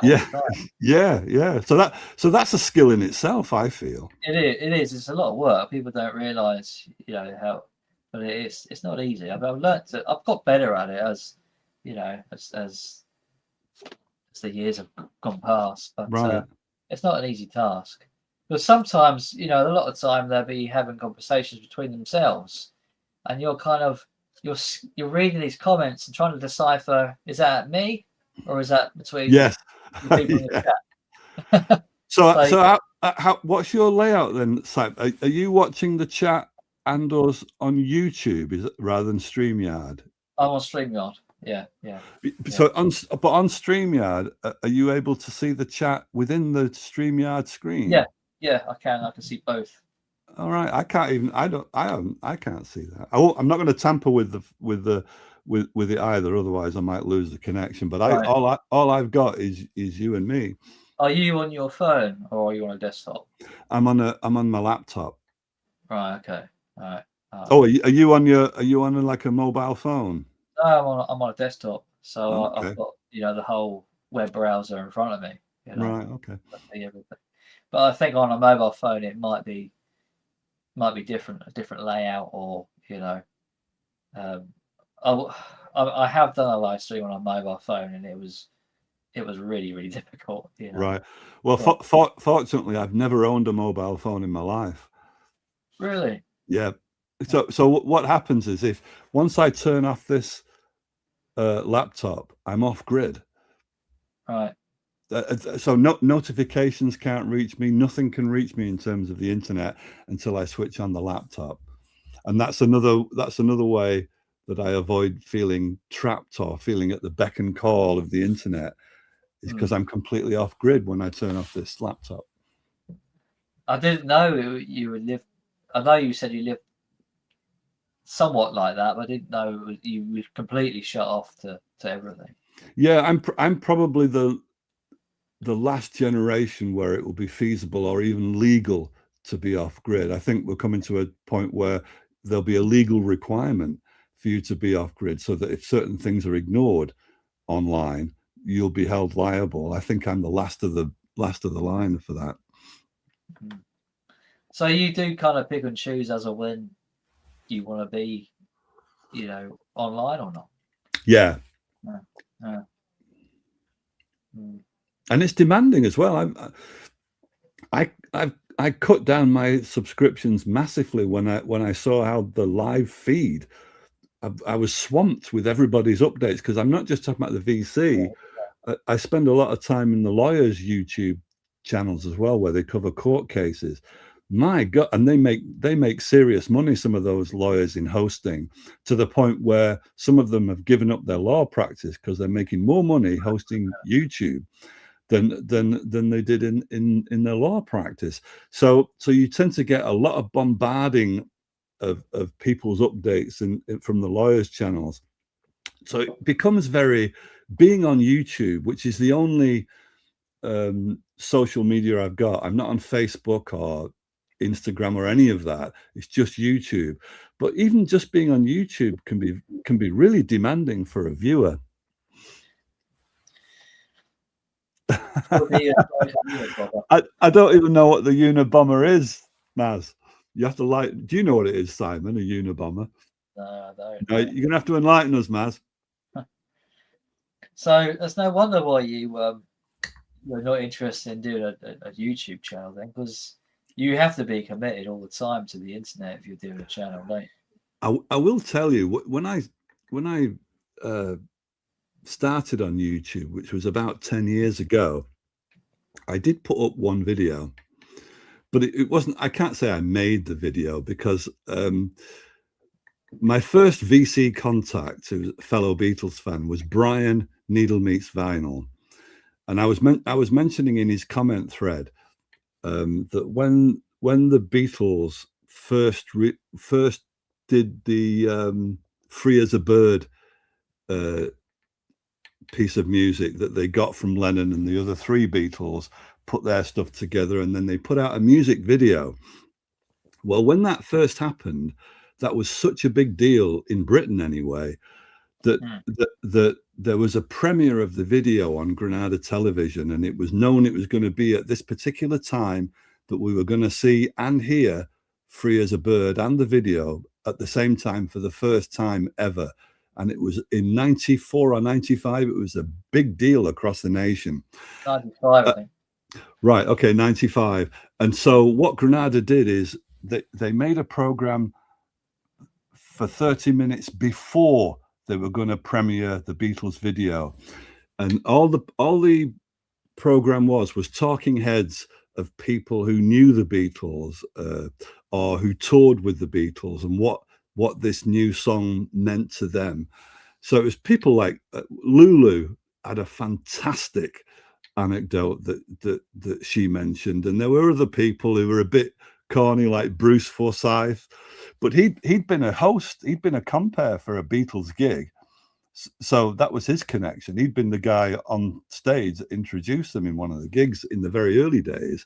So you had this compilation of different people. And I videotaped it when it went out. I videotaped it, and I was mentioning this to Brian at Needle Meets Vinyl, and he was really interested in it. So what I did is I converted it to keep that up for for a while, Simon. I'll come back to it. I converted it to MPEG 4 or whatever the hell it was, so that YouTube would do it. And I had a decision to make, which is, okay, so if I just put this Talking Heads bit up, it'll probably stay on. But I know if I also include the music video Free as a Bird, it'll get taken down. Now, bear in mind, this was about 9 years ago. So YouTube wasn't as strict at taking things down then, but of all the strict organizations, Apple must be right up there in terms of taking stuff down. I believe they were regarding the Beatles, yeah. Right, but because I just couldn't do it, Simon. I couldn't cut out the Free as a Bird video because it's the best music video I've ever seen to this day. I just thought it was a magnificent video. So I made the video, I put it on my YouTube channel, and it was just for Brian. Anyone could see it, but it was just for Brian to see.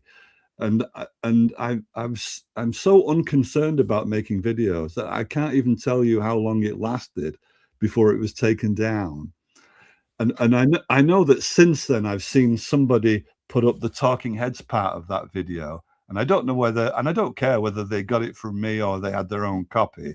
So you can see it somewhere on YouTube, probably still. But I really just did it as a favor to Brian so that he would be able to see it. So that's my one and only foray into YouTube video making. He sent letter bombs for years against government facilities and lived alone in this tiny cabin. well, the live alone bit is right, Maz. I can remember when Free as a Bird come out. I was 10. And wow. I couldn't get my head around it because, like, I had my father who was telling me, "Oh, the Beatles are finished. They finished in the 1970s. They haven't done anything for years." Right. And suddenly, I'm listening to the radio, and the Beatles has released a track, and I think it went to #1. Did it not? I can't remember. I think it did. I can't. Oh no, I can't remember. And I was like, "What's going on here? How have they done this?" Right. I knew the Beatles was a thing of the 60s, even at that young age, but like, how they got a song in the charts 20 odd years later? It's like, what? That music video was for the in crowd, really, because there were so many little hints of different Beatles songs in the video. Like you could see Elvis Costello typing on an old manual typewriter. So that was kind of a nod to paperback writer. Yeah, and there were loads of, I don't know how many references there were to Beatles songs in that music video. And at that point in '95, it was state of the art. The kind of camera work that it was using was state of the art. I think that recording regarding John Lennon on that tape, it works for that song because it gives it a kind of shoegazy kind of effect, like he's talking from the past or something. Yes. And I think it works so well. Yes. And I know people say, "Oh, they shouldn't have done it. The quality isn't all that great." But I think it's a fantastic Beatles track. Well, I've always enjoyed "Free as a Bird." Yeah, and it's got a certain atmosphere of reverie to it, so it does. It has, it does match a sort of a haunted or a ghostly voice. It does, yeah. I think it just works for that song. Better than the other one was Real Love, wasn't it? They released that around the same time, wasn't it? Yeah, I didn't care for that. Some people prefer it, but I didn't care for that one. Yeah, I think out of the two, I prefer Free as a Bird. I think it's the better one, wasn't it? Yeah. Martin McGrath was asking a lot earlier in the chat, because we got onto the topic of books and Beatles books. There you go. So he was asking me to mention something that I learned that I didn't already know from reading Beatles books. So I mentioned, directed the free video. Yeah, I don't know anything else he's done, Maz, but that one achievement, even if he'd done nothing else, that one achievement was worth his whole career. So I mentioned John Duff Lowe. John Duff Lowe was a pianist for the Quarrymen, and he could only be a member of the Quarrymen where they were going to a gig that had a piano in it. So he didn't go to all the gigs, but if they knew ahead of time in some working men's club or whatever that in Liverpool that there was a piano, then John Duff Lowe, who was a friend of Paul McCartney, he had himself a gig with the other four Quarrymen.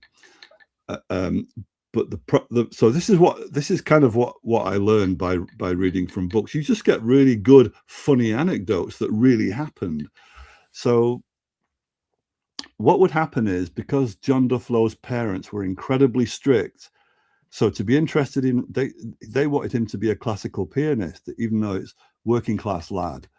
The idea of being rock and rolly or wearing these drain pipe teddy boy trousers and stuff was absolutely out of the question.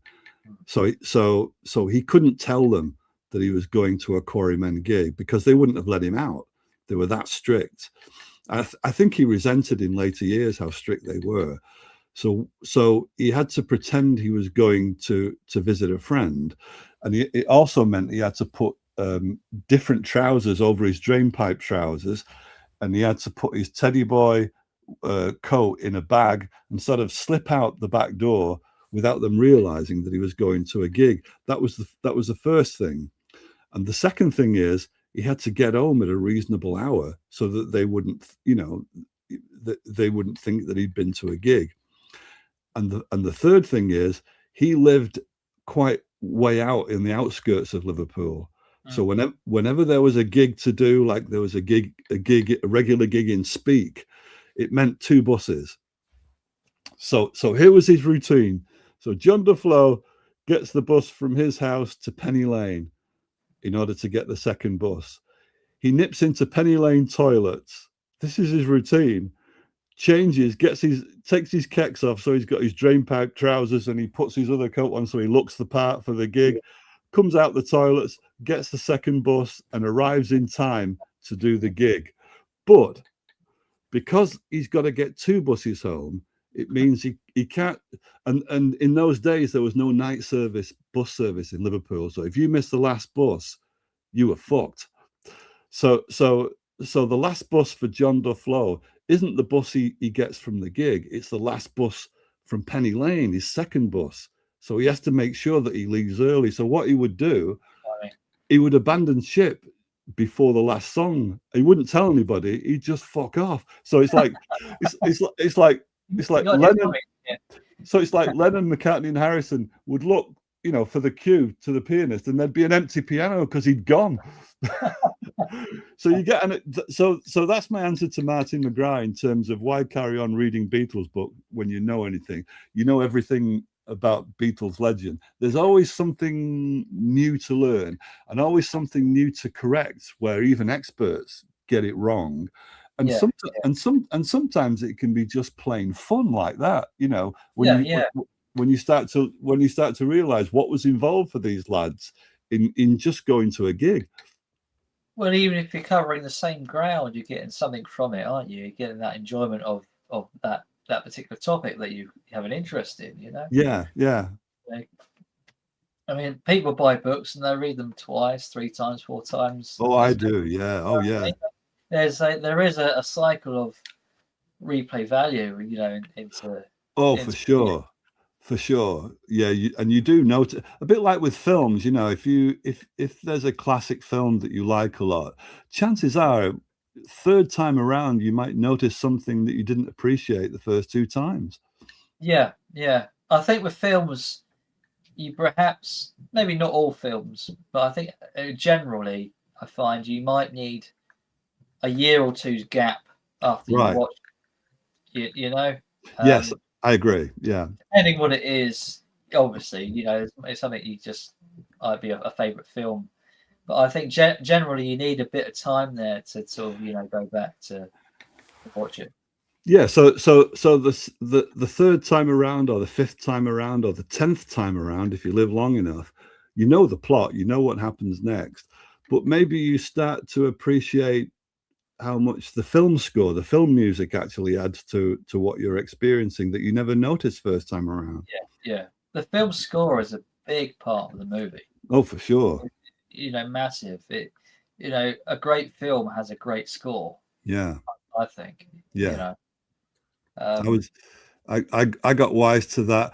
I'll tell you, Simon, the first two films I started to get an inkling that was true was when my parents took me to see You Only Live Twice and From Russia with Love in 1968. It was going around on a double bill. And that was the same year that my old man finally got a record player. It was just a Dan set portable record player. And the first record he got, it was a beaten up thing that didn't even have an album sleeve. It was John Barry's greatest hits at a time where most of his greatest hits were James Bond related. And so there was 2 or 3 tracks from You Only Live Twice on it. And I'd just seen the film, and I was and one of the tracks was called Space March, and it scored those scenes where the capsule is out in space and the Russian capsule is coming towards it and is going to grab the capsule that sets off the international incident. And I realized how atmospheric that track was, and how much it contributed to the sense of wonder I had in the cinema when I saw those films. So that was the first inkling. And then the second inkling came much later when I was 12 years old and I saw Planet of the Apes at the cinema. It'd already been around, because this was now 1970. No, I was 13. This was 1972. Well, a big movie, wasn't it? Huge. Yeah. So it had a long lifespan at the cinemas. It would be reissued, and the score by Jerry Goldsmith, especially when they're in the Forbidden Zone, was so imaginative that I just thought, I've got to buy that album. I've got to get that. And at that time, you had to send off to the United States. It wasn't distributed at that time in the UK. And I just found the score so captivating that it could exist in its own right away from the film. So that's how I started to get wise to film scores before I started collecting film soundtracks. I like the score to Once Upon a Time in America. Is it Morricone? Is that? Yeah, Morricone. Yeah. Right. Yeah. Brilliant movie. I read somewhere, I don't know if it's true, that Morricone is the most prolific film composer. He's scored more films than anybody else. I read. Yeah, he's done loads of movies. Yeah. Yeah, I thought say is probably the greatest of all time, or one of them. Yeah, some people. I think Stunty thinks that as well. Stunty's a big fan of Morricone, I think. Yeah, I like that. And there's others as well. Saving Private Ryan springs to mind. I'm so old-fashioned, Simon, that Saving Private Ryan is a new film in my head. So I go, really? Yeah. So for me, it's Jerry Goldsmith and John Barry and Bernard Herrmann, who did about 6 of the Alfred Hitchcock movies. Those would be my top 3 guys. That's very much your era, though, the 60s and 70s. Yeah, I think I was born nostalgic before I had anything to be nostalgic about. I think I came out the womb nostalgic. And I don't mind being ribbed about it. I don't feel vulnerable about that. The fact could you name a particular year where you just sort of is to a point where you're not so interested in, to a point where you are interested. Yeah, I can name a decade, which would be the 1980s, and that's all without getting political. But that would also be the decade where the country set off on its downward spiral that it's been going in ever since. But that doesn't mean to say, somebody will now say, well, what about Jim Jarmusch? You say you always like his films, and I do. And Jim Jarmusch is still, he's about 70 years old now, but he's still making films. So there are exceptions to the rule, but it's just that my preference for decades is depending on what we're talking about, whether it's film or books or music, my preference for decades would be the 40s, the 50s, the 60s, and the 70s. And after that, I start to lose interest. Mm. Mm. The 40s, that's going back pretty far. Most people won't even go there. Yeah, but you see, if you're a big fan of film noir, you know, like Humphrey Bogart films and things like that, you've got to go to the 40s. And also, if you're a fan of the old Universal horror films of Frankenstein and Dracula and the Mummy, although they started in the 1930s, they were still going until about 1946, or if you include Abbott and Costello, 1948. So and that was when I was a boy, those Universal horror films were having their television premieres. The first time ever on television for like Dracula or Frankenstein would be about, for the UK, that would be about 1967, maybe, round about that time.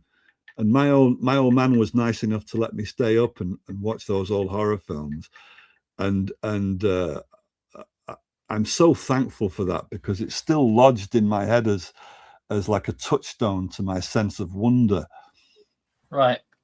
And I know that's also true for every other kid in the school I went to, because the day after, for instance, the day after Bride of Frankenstein, half the kids are walking around the playground, walking like that in this sort of stiff manner, playing the Frankenstein monster. So their dads had let them stay up and watch it too.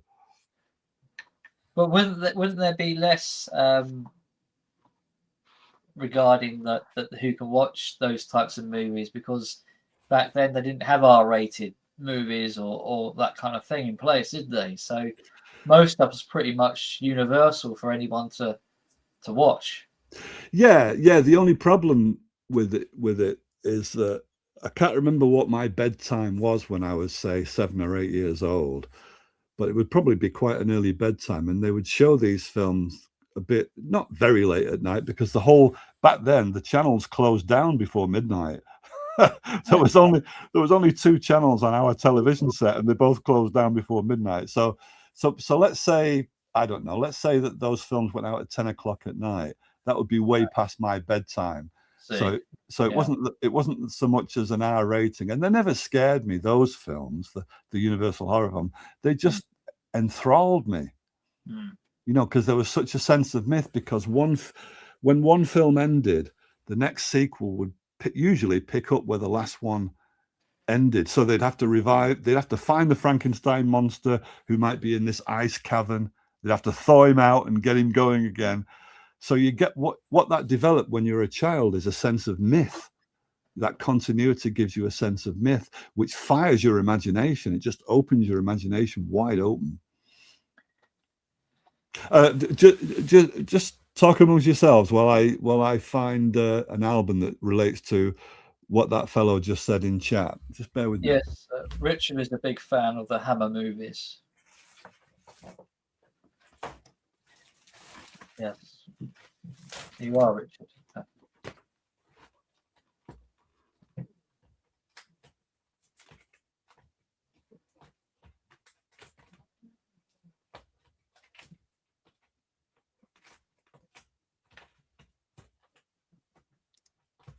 We need less Beatle releases, not more. It's about money now, nothing anymore. Well, there is no real proper releases, is it? It's just old stuff been done again, isn't it? There's no new material as such, is there? We've had about like three songs since the Beatles have departed. That's all really we've had. It's what, 3 songs, which came out, you know, in the mid-90s and onwards. Everything else is just, you know, remade vinyl, you know, either in mono or whatever it is. So was it Richard who mentioned this score? John Barry. Yes, Seance on a Wet Afternoon. Somebody in chat just mentioned it. Yes, the Incompletists. Right. Well, I think it was Richard who mentioned it. Well, the reason you haven't been able to find it, Richard, is because the soundtrack was never released. When the film came out, the soundtrack was never released, and they seem to have lost the master tapes.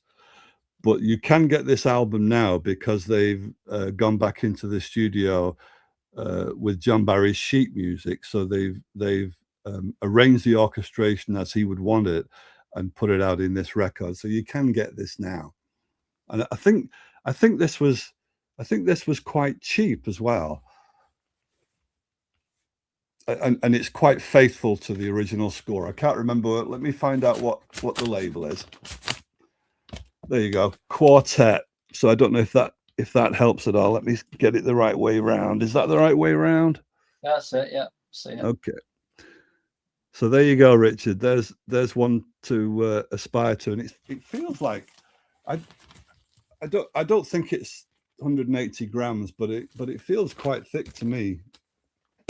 And it sounds, although my system is rather basic, it sounds pretty good quality as well. So there you go, 1966. Yeah, Richard is a big Hammer fan. He's mentioned it a few times in his videos. Right. Still prefer. Yeah, I would agree. If we're talking about Bray Studios Hammer films, I would agree. And I've actually got a few soundtracks from the Hammer period as well. And one of the first films that scared me was Brides of Dracula when it was on television. So when I was allowed to stay up to watch that, I might have been about 9 or 10 years old, but that did scare me, that one. Just put out a box set of Universal's lesser known horror films. Yeah, Universal was prolific in the 30s and 40s. They were prolific about horror films because that's where the money was. There's a lot of classic movies of that era, and you don't ever hear about them. You don't ever sort of see or hear about them. Right. Yeah.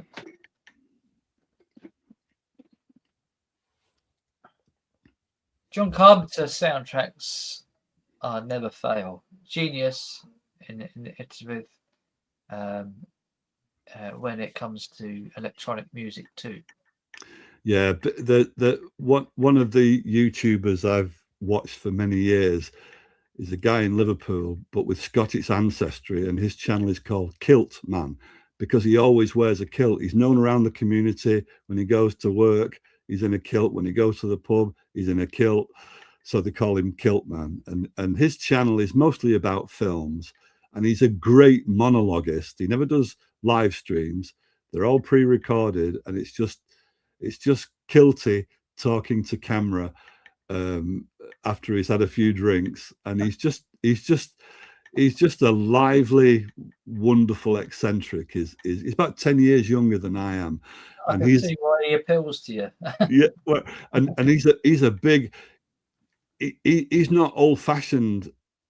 He is old-fashioned actually. He loves those Universal horror films as well, but he's not limited like I am. So he'll go into the 80s, and he still goes to the cinema to this day. So in that sense, we're not alike at all. But he's a big fan of John Carpenter's work. Big fan. Someone's Incompletist says the Wicker Man soundtrack. That's a great film. Yes, I have that, and I'll never know now because I saw the Wicker Man when it first came out. It was on a double bill with Don't Look Now, and me and the gang saw it in 1973, around about November 73. So we'd have been just turned 14 years old, and I'll never know now whether that soundtrack which I've got, which has all these folk songs on it, they're so haunting.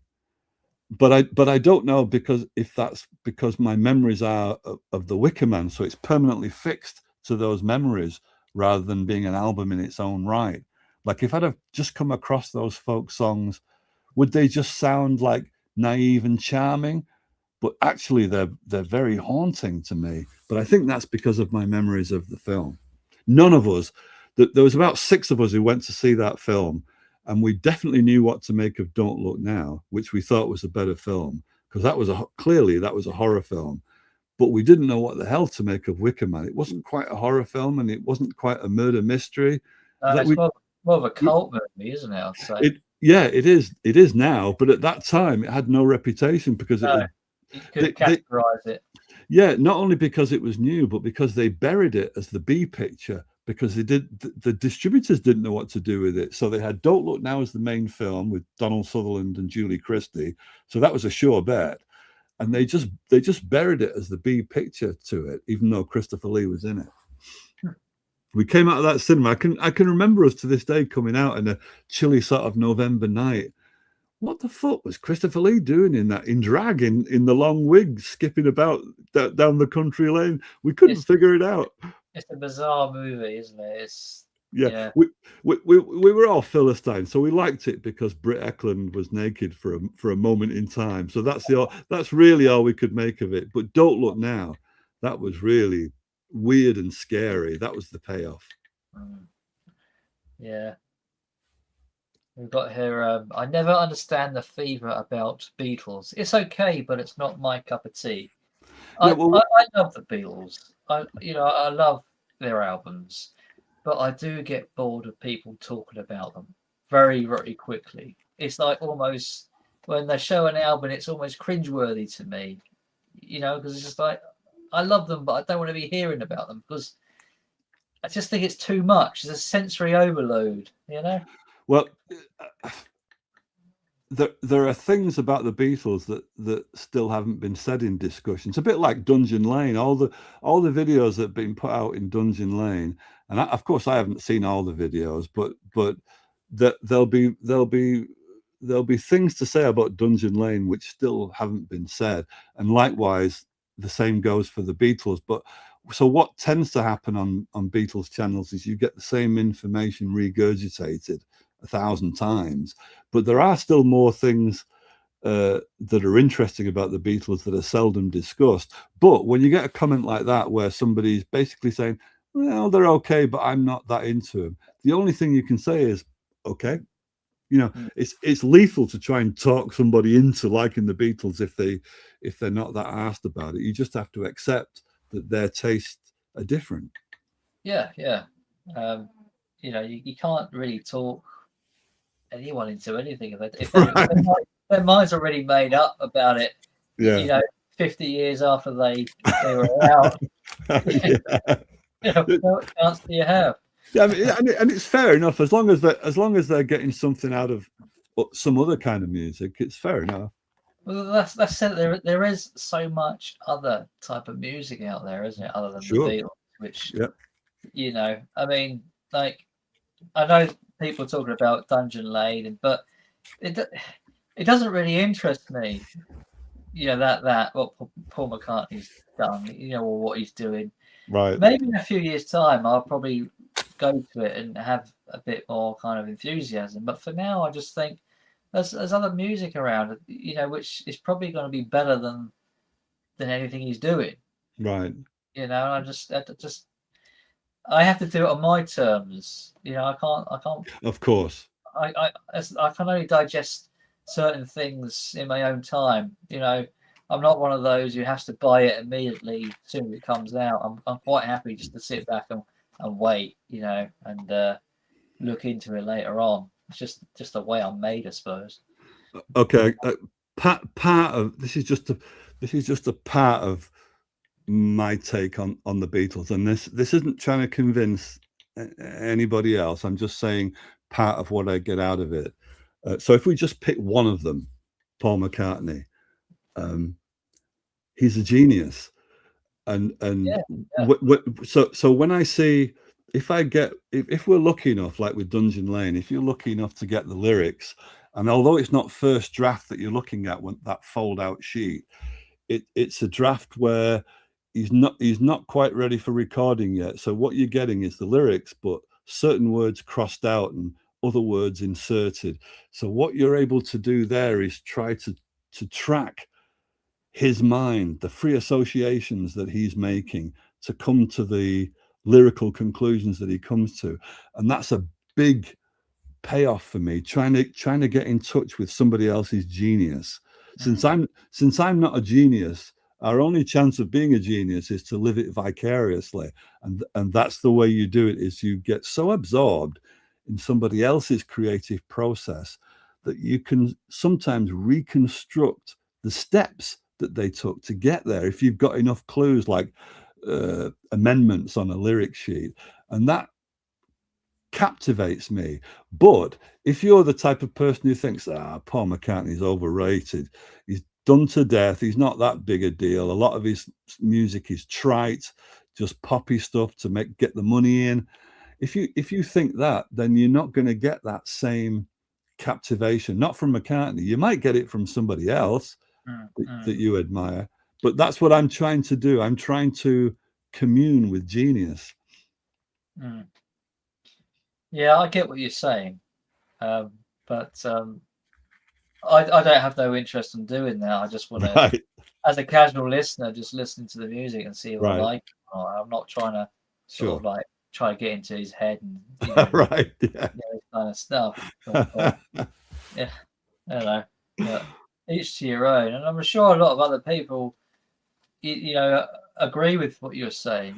Not enough, Simon. Not on the Beatles channels. That's why the conversations tend to go round and round with the same old facts, because they don't dig deep enough, in my opinion. Yeah, I'll probably get some flack now from some Beatles channels for having said that, but there we go. I can't deny that McCartney's a genius. I recognise his brilliance, but I very much associate that to the Beatles. Not necessarily to his solo stuff. Yes. Yeah, okay, he was very successful commercially. I'll say he's most commercially successful out of all of them solo. But his genius for me is in his past with the Beatles, and I'm quite happy to sort of like listen to his albums, maybe a year or two down the line, But I'm like that with a lot of these bands. Well, it's about the same kind of priorities that you were hinting at when you were talking about it taking 6 hours to complete the video, and then afterwards you reflect, okay, that's 6 hours on a fairly regular basis. Do I want to invest that time in that? So the same applies to how much you're going to get into any particular brand of music as well. Everything wants to take a piece of your time. Yeah. When you're in the internet, particularly, there's the emails, and they're all want a bit of your involvement. For sure. And it's like that in life, in music. You can only spread yourself so thinly. Yes, and you don't hear this phrase very often, unfortunately, because people are so inured to the internet now. But when the internet was fresh, the phrase that kept coming up was information overload, because you're bombarded with information. So it's not just the time it takes up, it's the space in your head. And if you ever want to like create anything, whether it be a video or whether it be writing, or if you're a musician, whether you're composing anything, if you want to create something, the first thing you need is space in your head where nothing else is going on, to allow those creative thoughts to develop. And if you're constantly bombarded with either worries, like money worries, or anything in day-to-day lifestyle, or a job that's getting you down, or just the sheer bombardment of everybody's information in your YouTube feed, then there's going to be no space in your head left for you to create anything or think about much.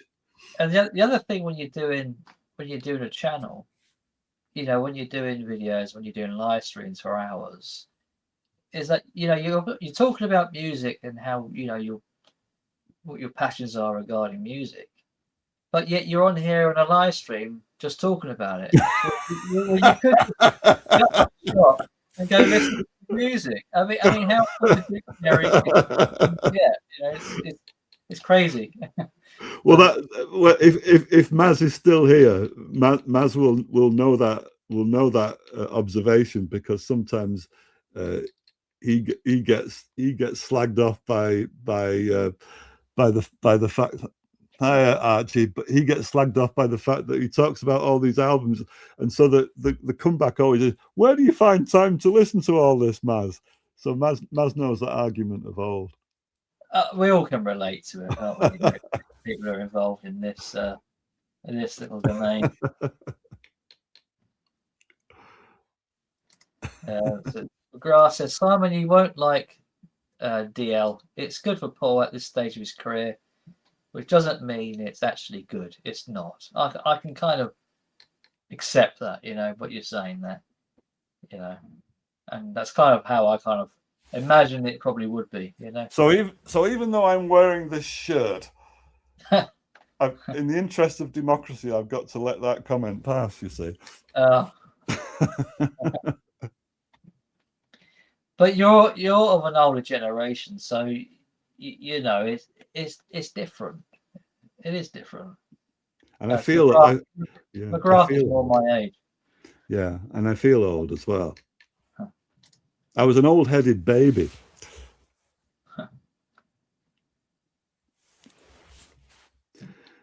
With regard to that comment that Martin McGrath just said, the writer Kurt Vonnegut was being interviewed in New York in a deli when he was well into his 70s, like he must have been 75 years of age. And the interviewer was a little bit critical of him. And he said, you're kind of repeating the same jokes, and you're kind of, some of your later books are actually rehashing anecdotes that were in, say, Slaughterhouse-5 in 1969. But Kurt, you're still, you're treading the same journey. And I love the answer that Kurt Vonnegut said, because it wasn't defensive. It was so disarming. He just said, I'm old. That's what we do. You repeat when you're old, you repeat yourself. If everybody remembers their own grandfather or something, and when he would start off on something like, in our day it was different, and then he'd say the same fucking anecdote that you'd already heard 10 times before. It's what old people do. My dad used to do that as he got older. He would tell me something. I said, "Yes, Dad, you told me this. Did I tell you earlier?" I said, "Yeah." I don't know what's wrong with me. Go off shaking his head. You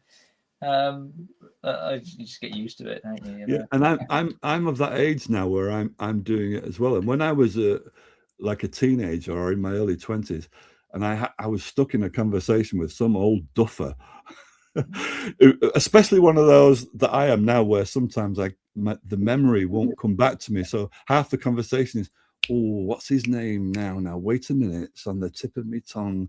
And you stood there fucking waiting for this guy, this old duffer, to complete his sentence. Out of politeness, You've got to wait. And all you want to do is get out of that conversation fast. So now I am that old duffer. Yeah, it catches up with you, doesn't it? Because once you're young and you're sharp, and you can remember all this stuff, and then you hit an age and you're forgetting things, and it's you become that person. Yeah. And it is, but Buddhists say, I'm not a Buddhist, but Buddhists say that the idea of continuity of personality is an illusion, that we're not the same person that we were even yesterday. So they would doubt continuity. It's easier to see that if you look at it in terms of stages in your life. So that now I'm old. If I were to somehow be able to go back in time and meet myself when I was a 9-year-old boy, it would be, the 9-year-old boy in me wouldn't be able to comprehend that this could turn out to be me. When he's 67, how is that even possible?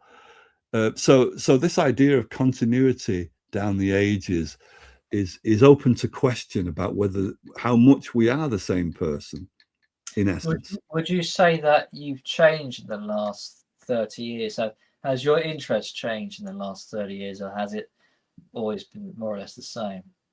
My interests have been more or less the same. All that's happened is I might have discovered, like I mentioned Charles Bukowski in chat earlier.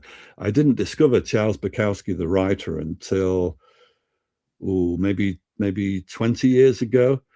But it's not a different interest in terms of it's still literature. So I've had that interest since maybe I was 16 years of age. So that's been a constant. What the change is, say, in the last 30 years is probably, I think in some ways I was confident before then, but I've probably become more confident. But that confidence is based more on not really giving two shits on what people think. Whereas when you're younger, you tend to worry about how you're coming across. You know, you want to please people, and you can be dependent on other people's good impressions of you. But as you get older and you let things go, like your hair, for instance, then it's not that you become, you know, disrespectful of other people's opinions. It's that it your identity does not depend anymore on what other people think of you. No. That's the difference. So that's what I mean by confidence. That's changed in the last 30 The years. physical stuff you can't help, can you? With your hair. Right. Some people are blessed, and some people, you know, lose it, don't they? Right. Yeah. Either one or the other way, isn't it? Yeah. That's well, life is a lesson about letting go. It teaches you the hard way or the easy way. all the way to death, isn't it? Yes. Even death is letting go, isn't it? You know? Yes, precisely. That's the ultimate lesson, isn't it? It is, and I'm still learning it, and I'm still struggling with it. And you could even point to my nostalgia as evidence of me not letting go, because I'm not letting go of the past. You're holding on to Yes. that era. You know that. Not only am I holding on, not only am I holding on to the past, I'm rejecting the present. You can't get more nostalgic than that. No. But do you feel like where you are so holding on to the past that you might be missing out on certain things in the present? No, to be honest, I don't. I feel like the only way I'm missing out on the present, I feel like, is not having enough money to spend 3 months in Venice, or to revisit America for the last time, because I don't go on holidays for 2 weeks. I've not been on holiday for 13 or 14 years at all anywhere. But when I do go, I want to go somewhere for about 3 months. If I can't go somewhere for 3 months, I'd rather not go. Yeah. Financial is always a problem for people, isn't it? It is, yeah, it is. So I'll just read some of the comments here. Richard said he wants the DL, but not for $38 USD. Yeah, that's another. Yeah, it is pricey. Yeah, records are pricey, though, aren't they? They are. If you are a Beatles fan and they bring out a Super Deluxe, there's no question in my mind that it's overpriced. Rubber Soul Super Deluxe is overpriced. So therefore, I'm making a compromise on my own ethics when I choose to buy it, because I know I'm buying over the odds. But there are certain aspects of that Super Deluxe that I want so much that I'm prepared to turn myself into a sucker in order to get it. I think HMV over here is probably one of the worst of all of them regarding how dear the records they are, what they ask for them. Yeah. And I often find my kids gave me a £50 voucher for Father's Day this year. It was very kind of them. So I thought, okay, I can get a record for that. But the records I'm after, they're always selling out on them online on the HMV web store. Always. Yes. And I thought, well, I can either wait and get what I really want, or I can fall into the category of getting a 3 for 66 quid. Yes. Which isn't a great deal, but I get to fill those kind of holes of these records, which probably are so mass produced. They have to be cheap to get them out the door. Stuff like Nirvana's Nevermind album, which must be thousands, if not millions, of copies around. Stuff like that. Or do I just wait? And I think you're better off just waiting rather than reluctantly falling into some kind of deal. And I find Amazon just so much more available than HMV. Right. Not only do they have more or less what I want in stock, is that they now offer these little payment packages where you can pay for something over 3 months. And I think that kind of stuff, it helps massively. Yes. You know, when it comes to sales. If HMV could do something like that, I think, you know, people be more inclined to spend. But I Yeah. think Amazon just seem to do the right thing. I've The not right thing.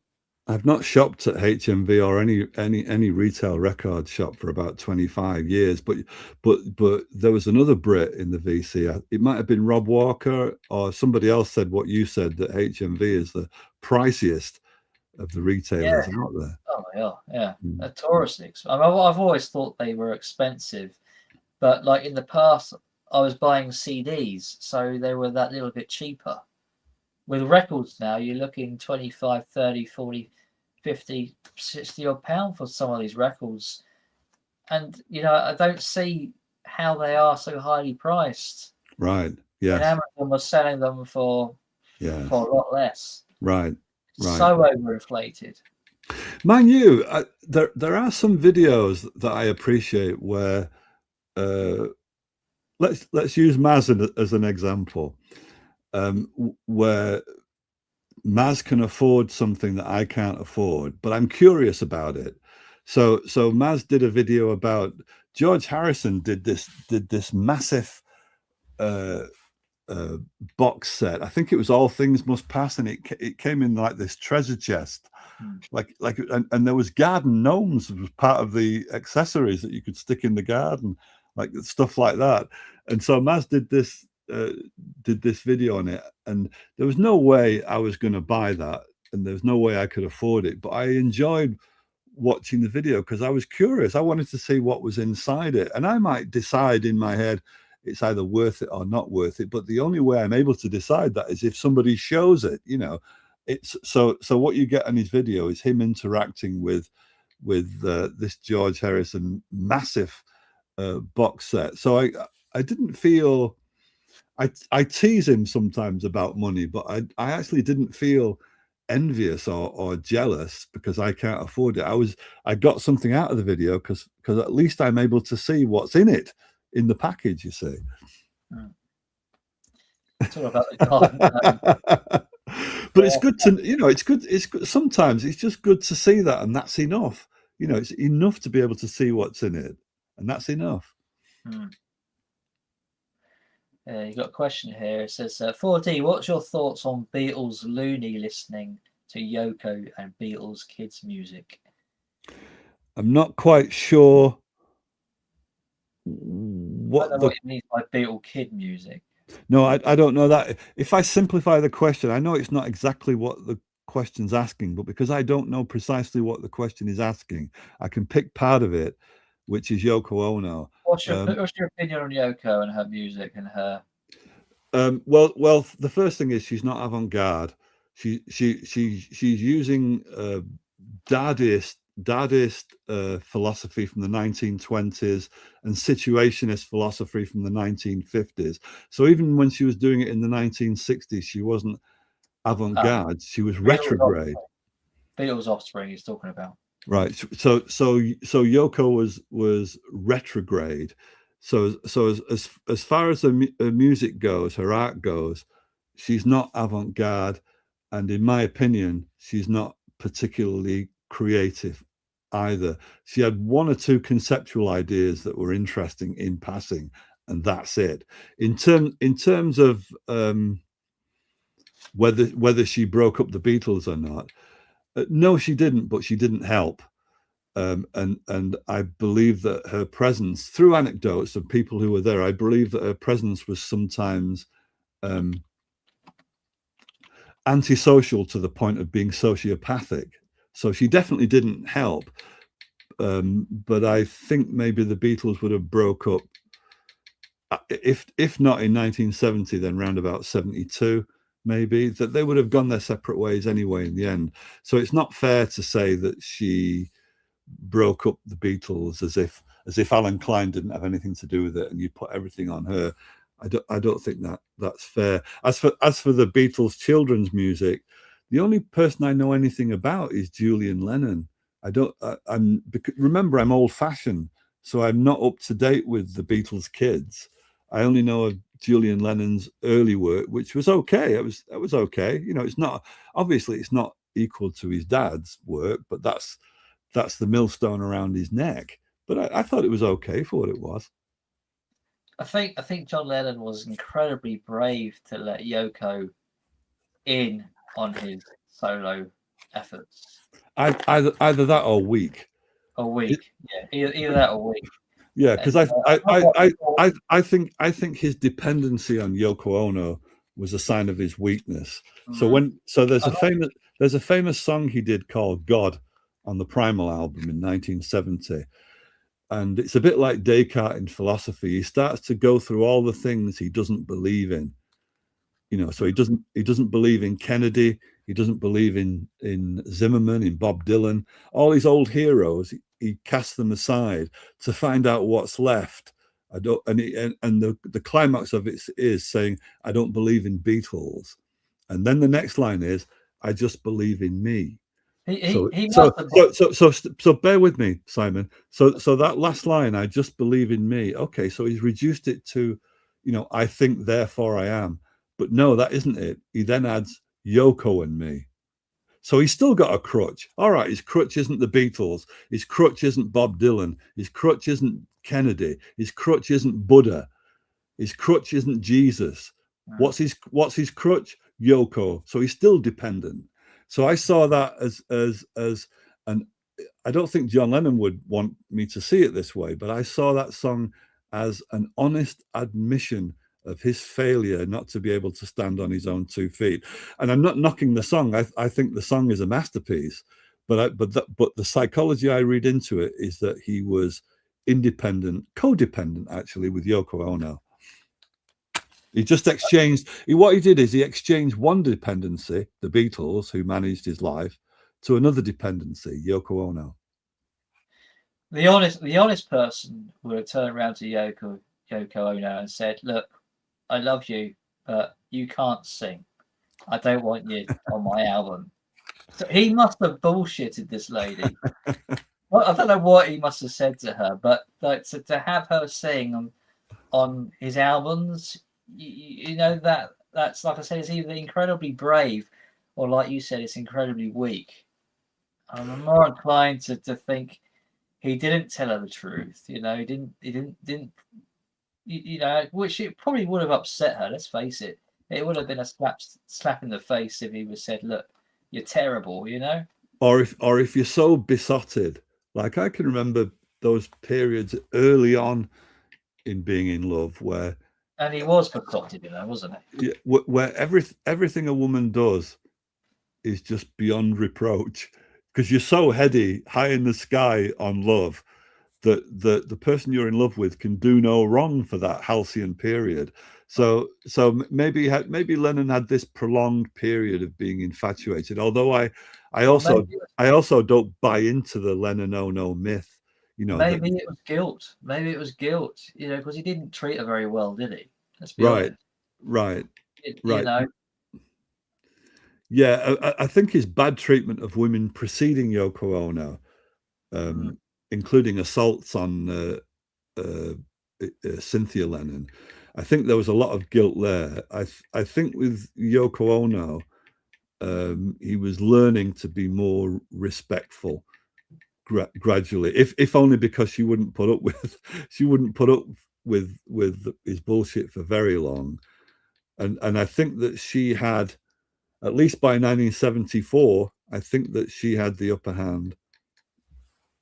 I don't tend to think that Yoko helped break the Beatles up. I think she might have been a pain in the ass, but I don't think that wouldn't have been the reason. There'd be a lot more to it than just Yoko. Yeah. Surely, I think it was long overdue.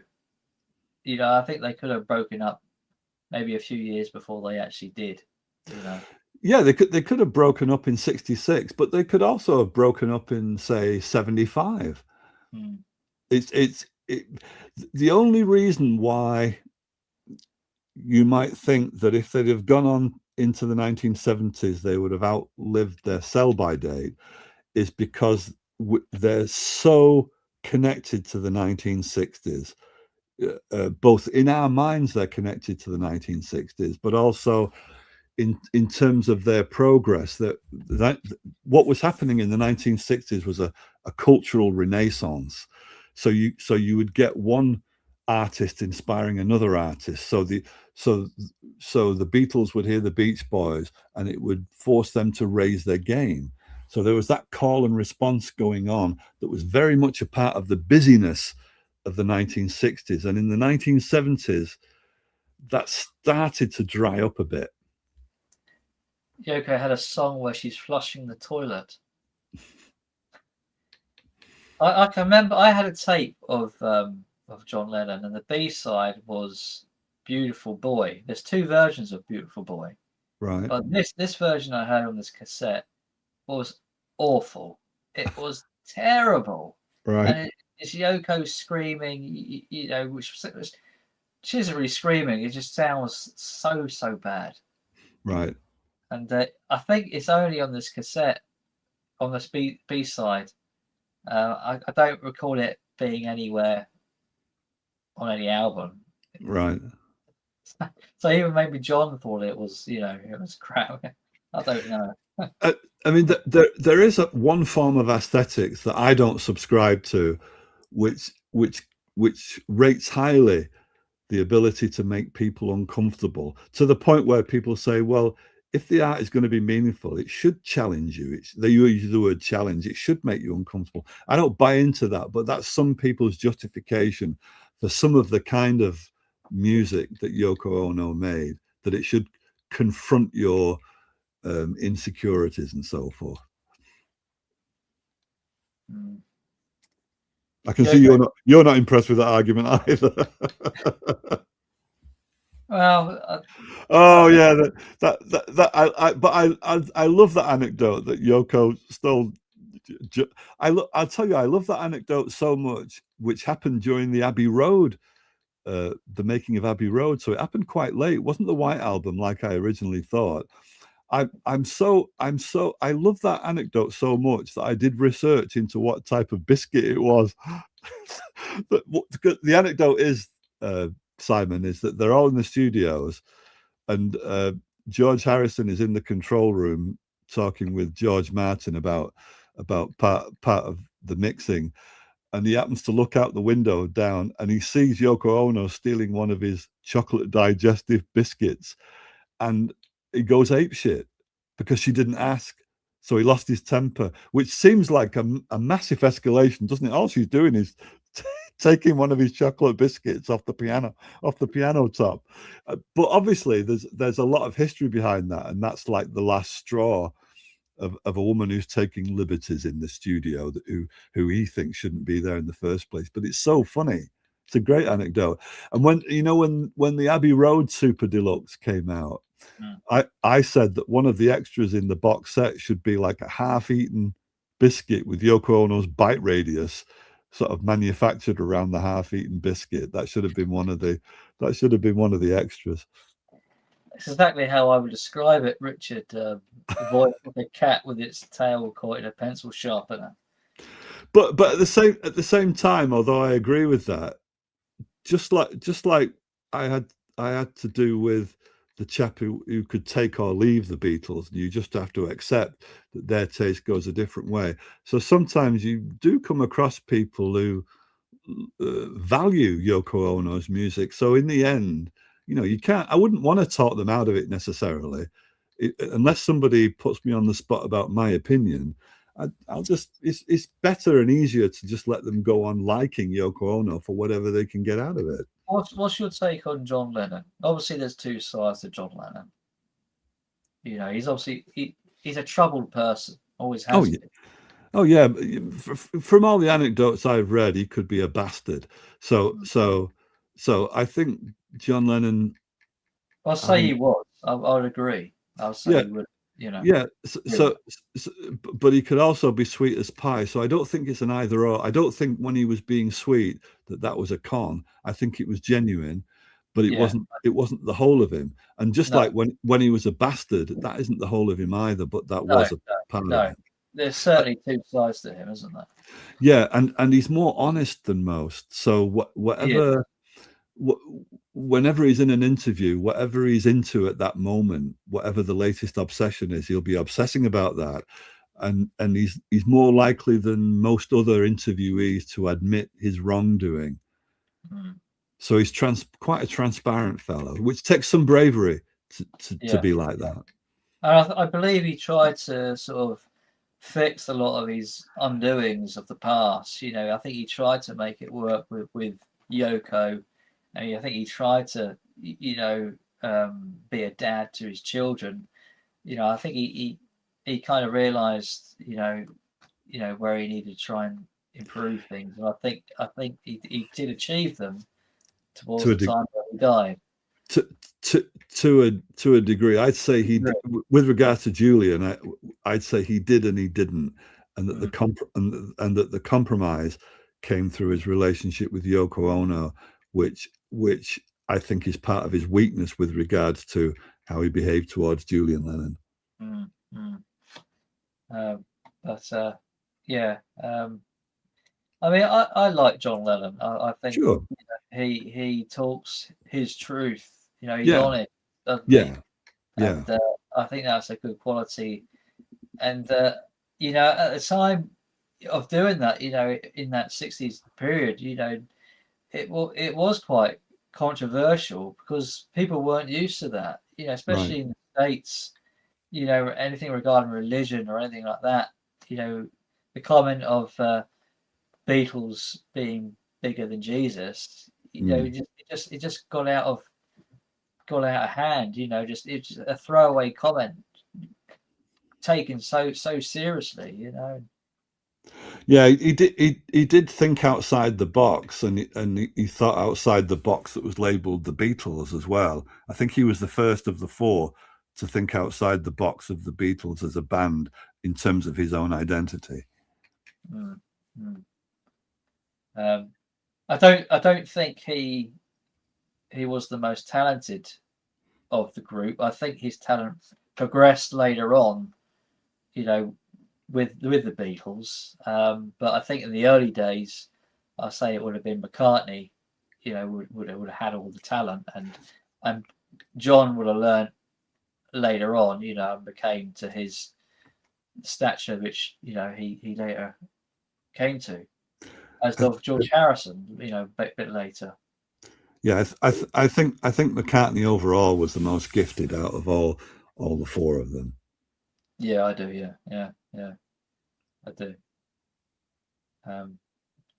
And I tend to enjoy John's songs more than the others. Their solo careers. I tend to enjoy, not necessarily the albums, but the hits. I tend to like, regarding John Lennon. Right. As of Paul, I think they both have pluses in certain categories. I think Paul McCartney has the most commercial success out of the three, and I think for me, John Lennon, I think has the hits, in my opinion, and others too. And I think regarding George Harrison, he has the best album. So I think each of them have their own merits. Part of the magic about reading about the Beatles and reconstructing the past is I start to think, what were the chances of, particularly Lennon and McCartney, what were the chances of them? I know they both lived in Liverpool, but what were the chances of them meeting? Because they weren't in the same year at school. They did go to the same school, didn't they? They did, but they weren't in the same year. So they didn't go to the same primary school, and in terms of what we would call the secondary school, McCartney was next door to the Art Institute where Lennon was, so the buildings were adjoined, but at no point were they ever in the same class, and they weren't the same age. So and they didn't live in the same part of Liverpool, so they didn't usually get the same bus. So it wasn't like with McCartney and Harrison. So it's like, what I don't know how you would calculate the chances of them meeting and getting along well enough to join forces in that way, but it seems kind of magical that they did. Well, like I remember in the George Harrison documentary, in the Material World, whatever it's called, that Paul McCartney is talking about George Harrison and them having a mutual friend in the school. And this guy used to berate George Harrison and say that his haircut looks like a fucking turban. It's a fucking turban. And Paul McCartney quotes that.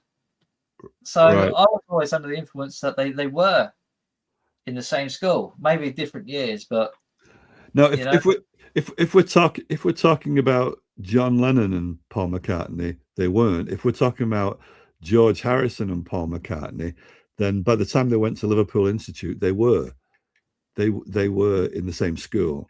So it depends. Wasn't George Harrison the youngest of the three? Yeah, so they weren't in the same class, but they were going to the same Liverpool Institute school, and when they lived in Speke, because McCartney moved and went to Allerton, but while they lived in Speke, McCartney and Harrison would get the same bus, not at the same bus stop, but they would get the same bus. But if we're talking about Lennon and McCartney, there's an even bigger age difference than between Harrison and McCartney, and also Lennon went to a different primary school, which was Quarry Bank, and by the time he was through secondary school, he wasn't in the same school as McCartney. It's just that the building that McCartney went to, his secondary school, was literally physically connected to the art college that Lennon went to. So where they would meet was the canteen in between. That's where they would get together. But that's why it depended on their accidental meeting at the Garden Fete for McCartney to impress him with the guitar, because they didn't have the same school commonality that McCartney had with Harrison. It was said that when Paul met John Lennon, and John Lennon had his guitar, that he only had like 5 strings to his guitar. It was broken, and he didn't realize, it was missing strings, and just thought that was the norm. And until Paul McCartney's pointed it out, that there's strings missing on that. Yeah, there are many different versions of that Garden Fete encounter, about whereabouts in the Garden Fete they first encountered each other, what type of guitar and whose guitar it was that Paul McCartney played, how he got home, what was the other thing, whether or not it was an audition, because it kind of wasn't an audition, and also the fact that McCartney knew of Lennon before then, because he said he'd seen him on the bus, but he never spoke. But he never spoke to him because A, Lennon was older, and B, he looked like a teddy boy, so he looked intimidating, so he wasn't going to talk to him. So it wasn't the first time that McCartney saw Lennon, and there's even talk that Lennon and McCartney did exchange words outside a fish and chip shop before they met at the Summer Garden Fete. So some of the details have been lost and fudged as time has gone on. So it's not entirely definitive about when they did exchange their first words together. Right. Oh well. But all this is going to be boring as dog shit to the people who aren't even interested in the Beatles. Never mind the particulars. I think there is a bit of interest in the comments, but I'm relying on you, Simon, to turf out these comments, because I can't see the chat.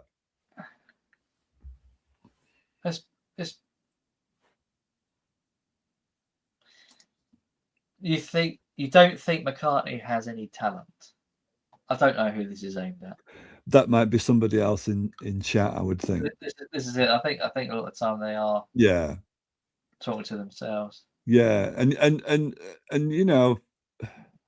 if somebody were to say to me McCartney's overrated and the Beatles were pretty mediocre or whatever, I wouldn't get into an argument with that, because I don't see the point in arguing. If somebody's that steadfast in their opinion, you're not going to convince them otherwise. It's like this comment. It says, "No, I don't think Paul has got any talent.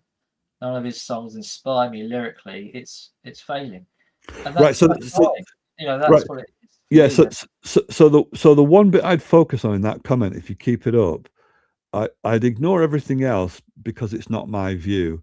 But where he says none of his songs inspire me lyrically, now, so he's speaking his truth there. I can't say to that, oh yes they do. I can't say, oh yes they do inspire you. He's saying they don't inspire me. So all Yeah, you can do is accept that, because that's where he's exactly. coming from. Exactly. There's nothing you can say or do which is gonna, change his Yeah, mind. His mind's made up. Otherwise, you know, yeah. Which is fair enough. It's fair it's enough. It's fine. good. You're entitled to your opinion, of course. Ain't got a Yeah, problem. You know, yeah.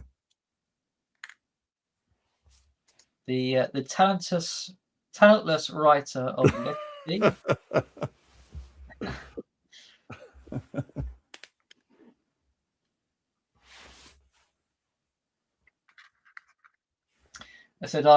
Richard said I've kicked Ringo off the bus because I didn't mention Ringo in my trio of Beatles. Well, one drummer was kicked off the bus. That's how he was fired. Yeah. Well, actually, he got off the bus in a temper, and somebody, in order to stop the drummer from hitting Paul McCartney, which was a distinct possibility. The guy who passed for the manager of the Beatles at the time said, "Quick, this is our stop." So he managed to get the guy who was half drunk. It was Colin, what's his name, who was the drummer for the Quarrymen for 2 years. So he was a drummer with them for as long as Pete Best was. So he got him off the bus at the wrong stop deliberately to prevent him from clocking Paul McCartney. But after that time, that drummer decided, that's it. I'm not going to go back with that band anymore. So that's how he quit on the bus. Didn't Paul McCartney go on the drums at some stage? Yeah. That's one of the reasons why he was the most gifted, is that as a musician, he was the most accomplished out of all of them. And he did play the drums on some recording. And there's still arguments about, depending on which recording we're talking about, there's still arguments about whether or not he did play the drums on say a track on the White Album, or whether Ringo did an overdub so that it's his drums. You get into all that kind of minutiae, which I can understand can be really boring for some people. Yes, it's a boring subject. Strangely, the Beatles are more relevant now than they were in 1980.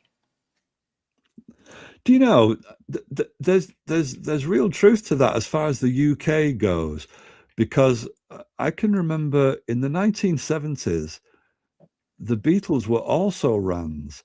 They weren't this big legend that they are now. It was very much a case of that they're not in the top 10 charts anymore. They're not on top of the pops because they've broken up. And other artists like say the Faces, like Rod Stewart, like Elton John, had completely eclipsed the Beatles' track record, which is hard to believe now, but that was the case. And then when punk came along, even more so.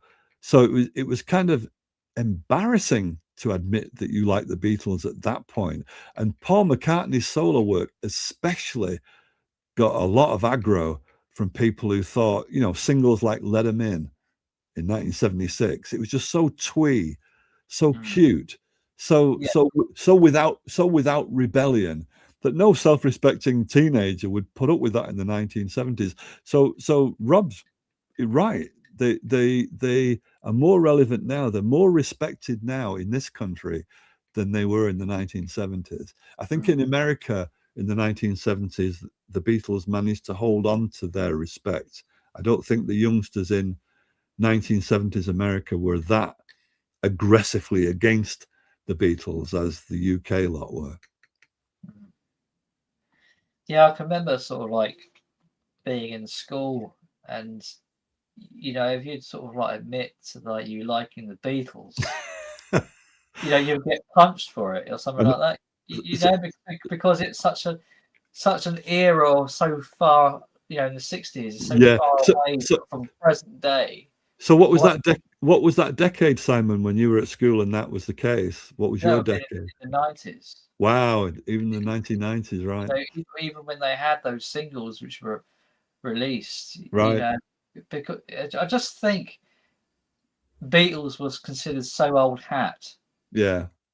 You know, even then, I, I just suppose that the generation just had an idea of how music should be, to how it was back then, and it was considered a bit kind of cringeworthy.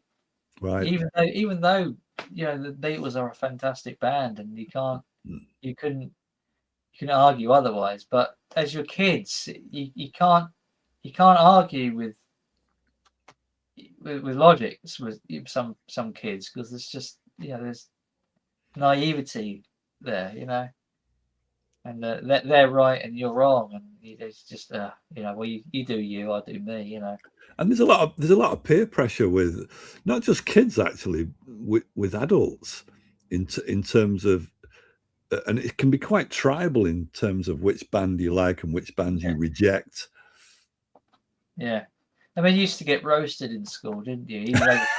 Even over football. If a kid goes up to you, oh, what football team do you support? And I'll say I'm a Spurs fan. Oh, Spurs are shit. I'll get all this abuse, from a Man United fan who was, in the era of that time, Man United. So you just had to take it. You couldn't argue with it. It's because Yeah, but one thing I was always good at, even before I left school, was I was good at resisting. Always good at. It's why I don't wear team jackets now. I was always good at resisting peer pressure and going my own way. And I was even when I was on the school football team. I finally got dropped because I wasn't a team player. I just like to do my own thing. So the fact that we had a guy on the right wing who was, to be honest, he was better. He could pass men better than I could. He couldn't cross the ball any better than I could, but he could pass other lads better than I could. And so he was the right winger, and I was right half. And I wasn't interested in defence. So what I would do is double up on the wing, and the games manager, who's the manager of the school football team, he's on the sidelines jumping up and down because this idiot, and who's supposed to be right half, is leaving a big gap in the defence because I'm going up and doubling up on the right wing. So I played my own game even then. I'm just not a team player. So my weakness, the weakness in my character is always struggling with letting go. So grief was always a problem for me. If somebody died who was close to me, that could knock me for a loop for quite a while. yeah, Um, it's been pretty bad since my father died. right. Yeah. So yeah, it's just not something you get over very quickly. Yeah, maybe some people are willful enough that they kind of make a decision that you've got to carry on. But with me, it's always life, because life will do it for you. Life will eventually grab you by the scruff of the neck and force you to carry on.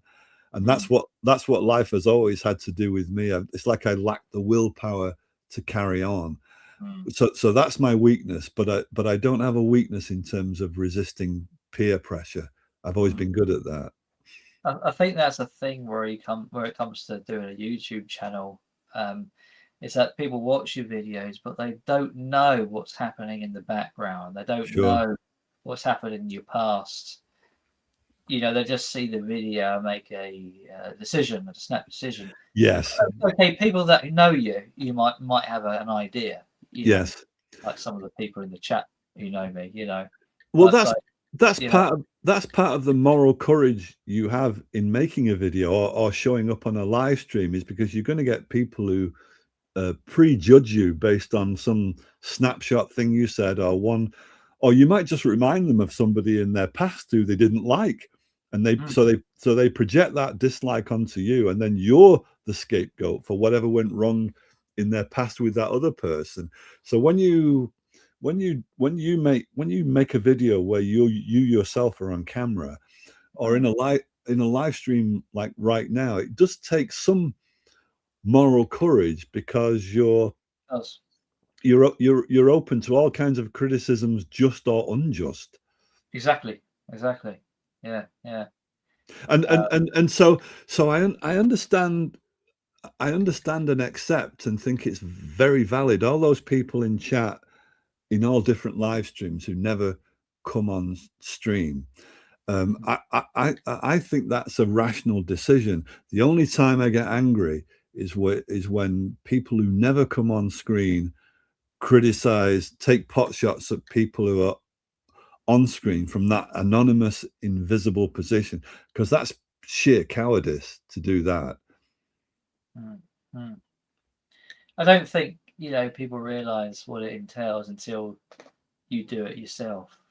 As people who criticize, they don't have channels, and they don't know what it's like, and they don't allow themselves to put themselves in their position because Right. they're too afraid to do it Yeah. themselves, or they can't, whatever the reasons. And it takes some confidence as well, because you're trusting the moment. Even if you're pre-recording it, Simon, when you're pre-recording it, that red light is on, so it's live in a sense. I know you can edit it and stop it and pause it, but while it's going, you're making it up to some. You know roughly what you're going to say, but you don't know exactly. It's not scripted, so you don't know when you're halfway through a sentence. You don't know in that moment how you're going to end the sentence, and you just have to wing it. So that takes a certain moral courage to do that, I think. It does. I mean, videos, like you said, you can sort of stop, you can edit things, you can change things around, but a live stream, it's in the moment, it's in the now, isn't it? There's there's no edit. This is as real as it is meeting someone. And ironically, Simon, that's part of the fix. That's part of the fun of it for me is it puts you on the spot. So it's like, what, and you don't really know where somebody might say something in chat and you flag it up, and then it turns the conversation into something completely different that you weren't planning. So it's like, oh, so how am I going to respond to that? Or even what do I think about that? I've never thought about that before. So you're making it up. Let's be honest, the majority of the vinyl community, aren't willing to do a live stream. Okay, there are some more recently who are doing live streams, that more and more are popping up here and there. Yes. But the majority of the people are saying no to doing the live streams because they don't want to be in this position. Yes. It's not comfortable for them, and I completely understand that. I haven't got a problem. Yeah. I get it completely. Yeah. It is a ballsy thing to do. And because it can get nasty as well, so they don't want any part of that. It's perfectly reasonable to me if somebody makes videos, but they're all like Brian at Needle Meets Vinyl, where they're all pre-recorded and he doesn't get involved in the live stream. I perfectly understand that, because you might not want any part. It gets nasty, and it gets awkward, and there's going to be times where you can't avoid it. It's going to happen. The more you do it, the more chances you're going to have. This kind of situation. Inevitable, and you have to sort of accept it. That it eventually will happen. And if you do it for long enough and it is live, then your weaknesses will come out, or your bad side or your dark side will come out as well. So I've had arguments on live streams, but I don't think I started out that way. But inevitably, sooner or later, it's going to kick off. If you've got any kind of a temper at all, it'll kick off, and then you're involved in an argument, and then people then see your dark side as well. But if that really is a part of you, like it's really a part of me, and you're going on a live stream, and if you're there for long enough for enough live streams, it's going to come out anyway. So you just have to accept it and try to stay civilized. You do, yeah, you do, because this is exposure, isn't it? To who you are, and how you communicate and everything about you. So, like you said, you can't always help these things, and so you have to accept that that's the case. Rob says, obviously, outside the VC, I never heard anyone mention the Beatles. Nobody I know has ever mentioned them. The VC is very odd. I'll tell you what, Rob Walker. I did an experiment for a Beatles channel once, where I went for a week or two. I went in my local supermarket, and I get on well with the staff there anyway, so I could ask them, and they're all quite young. Can you name all four Beatles? And most of them could not name all four. They were like too short, two people short. But when you report that back to Beatles fans who are diehard Beatles fans, they really don't like that information. They're liable to shoot the messenger.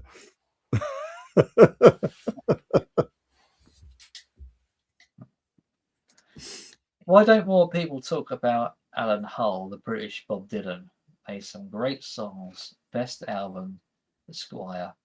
Well, Hoob's Groove, it's beholden to you to talk about Alan Hull then, since you're the person who knows about him. Spread the word. Well, we're over the 3-hour mark, which is Woof. far more than I thought we'd reach. Have you never done a 24-hour live stream, Simon? No. I'm not sure my longest one has been, actually. Maybe 3-4 hours. Right. But no, I don't think I've exceeded more than that. Jenny B-Sides says regular vids, edited streams are better for more focused content. Yeah. Live streams tend to more of a hangout, but you're invited every jackass on the web. I like that. I like that word jackass is going out of style, but Steven in South Africa uses that word a lot. I like that word jackass. It's got a funny ring to it. Yeah, that's true, Jenny. It's true. I guess it's a gamble you take, isn't it? You just kind of hope that people can behave themselves in the chat, but I suppose it becomes more difficult to control given how popular these live streams get. When you're dealing with 30, 50, 60 people in the chat, not all of them are gonna behave, are they? I'll tell you what, Simon, I like the way you dealt, or rather didn't deal with. I liked it. It was like the perfect response. Last time you did a live stream, OJC's, the guy who directed the Rachel's Ghost documentary, came in. I'd never seen him here before, and it was evident right away that he had an axe to grind with Rob Walker, because Rob had been on Rachel's Ghost earlier that same day, and it got very political in Rachel's Ghost. And so obviously OJC's has a different political opinion, but his sole agenda was to go after Rob Walker in the chat while you were doing the live stream. But I like the fact that you allowed the free speech to go on, and I especially respect Rob Walker, because Rob Walker had a wrench and OJC's didn't. So if Rob Walker and OJC's was really going at him to the point where I intervened, which I normally don't do. If it's a one-to-one argument, then they can settle it themselves, but I really didn't like it. But the fact that Rob Walker allowed him to have his democratic say, even though he was taking pot shot after pot shot at Rob Walker, the fact that he didn't kick him off, and that in the end Rob withdrew, I really respect Rob Walker for that. I think that's a really cool response to OJC's, and I like the fact that you didn't flag it up, so you didn't make a big deal of it yourself, Simon. So you just did your own thing as the host. So it all kind of played out, and then it sort of vanished, and then the live stream went on. So it was fine in the end. So, but that was just a troublesome bit where the pair of you, actually, you and Rob Walker, I feel handled it just right. Sometimes you just have to let these things play out. Rob has a wrench for a reason, and he could use it whenever he wanted to use it. But I think with Rob, he's a strong enough character Yeah. to deal with the people who have these opinions. And Yeah. I'm not surprised, Rob being how he is, that he would let it go, kind of thing, and but he has the option to use the wrench should he need to. But Rob's a good guy. He can handle it. So Rob says, let me know when you want to do a marathon stream. There you go. Okay. Okay. I'll have to think about that. A marathon stream. What day would be a good day for a marathon stream? And how long is a marathon stream as well? Yeah. How long do you do it for? It would be a good idea to set quite a low threshold. So if it goes beyond that, you're okay. But rather than commit yourself to, like, if you say 10 hours, Simon, that's quite a commitment to make. You know what I mean? That is, yeah.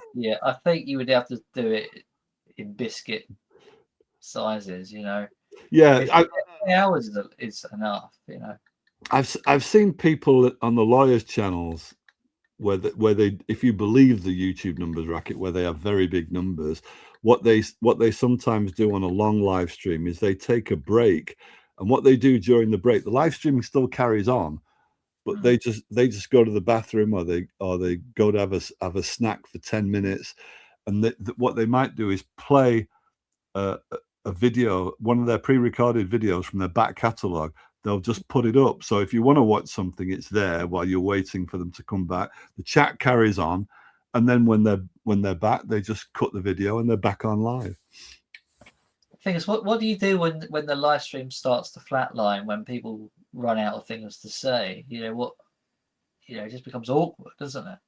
Yeah, that depends on it depends on how many and what type of guests you've got up, and it also depends on what your own agenda is. Like, if you've got a few bees in your bonnet that week and there's a few things you want to say, you might be able to carry it through the flatline periods till it picks up again.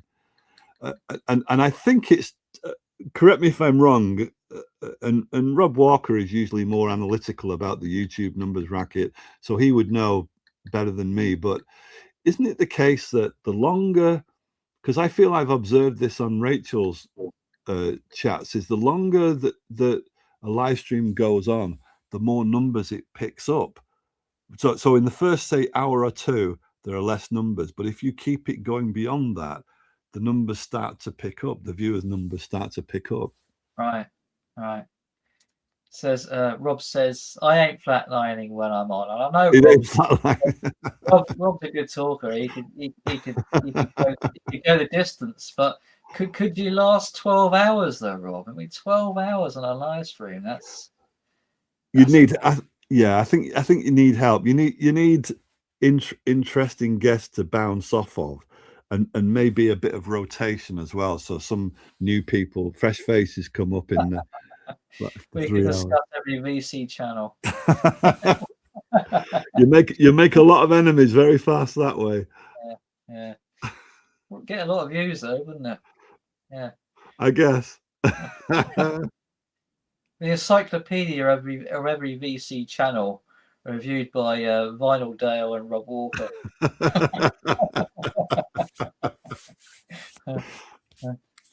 Yeah. I mean, you can skirt around.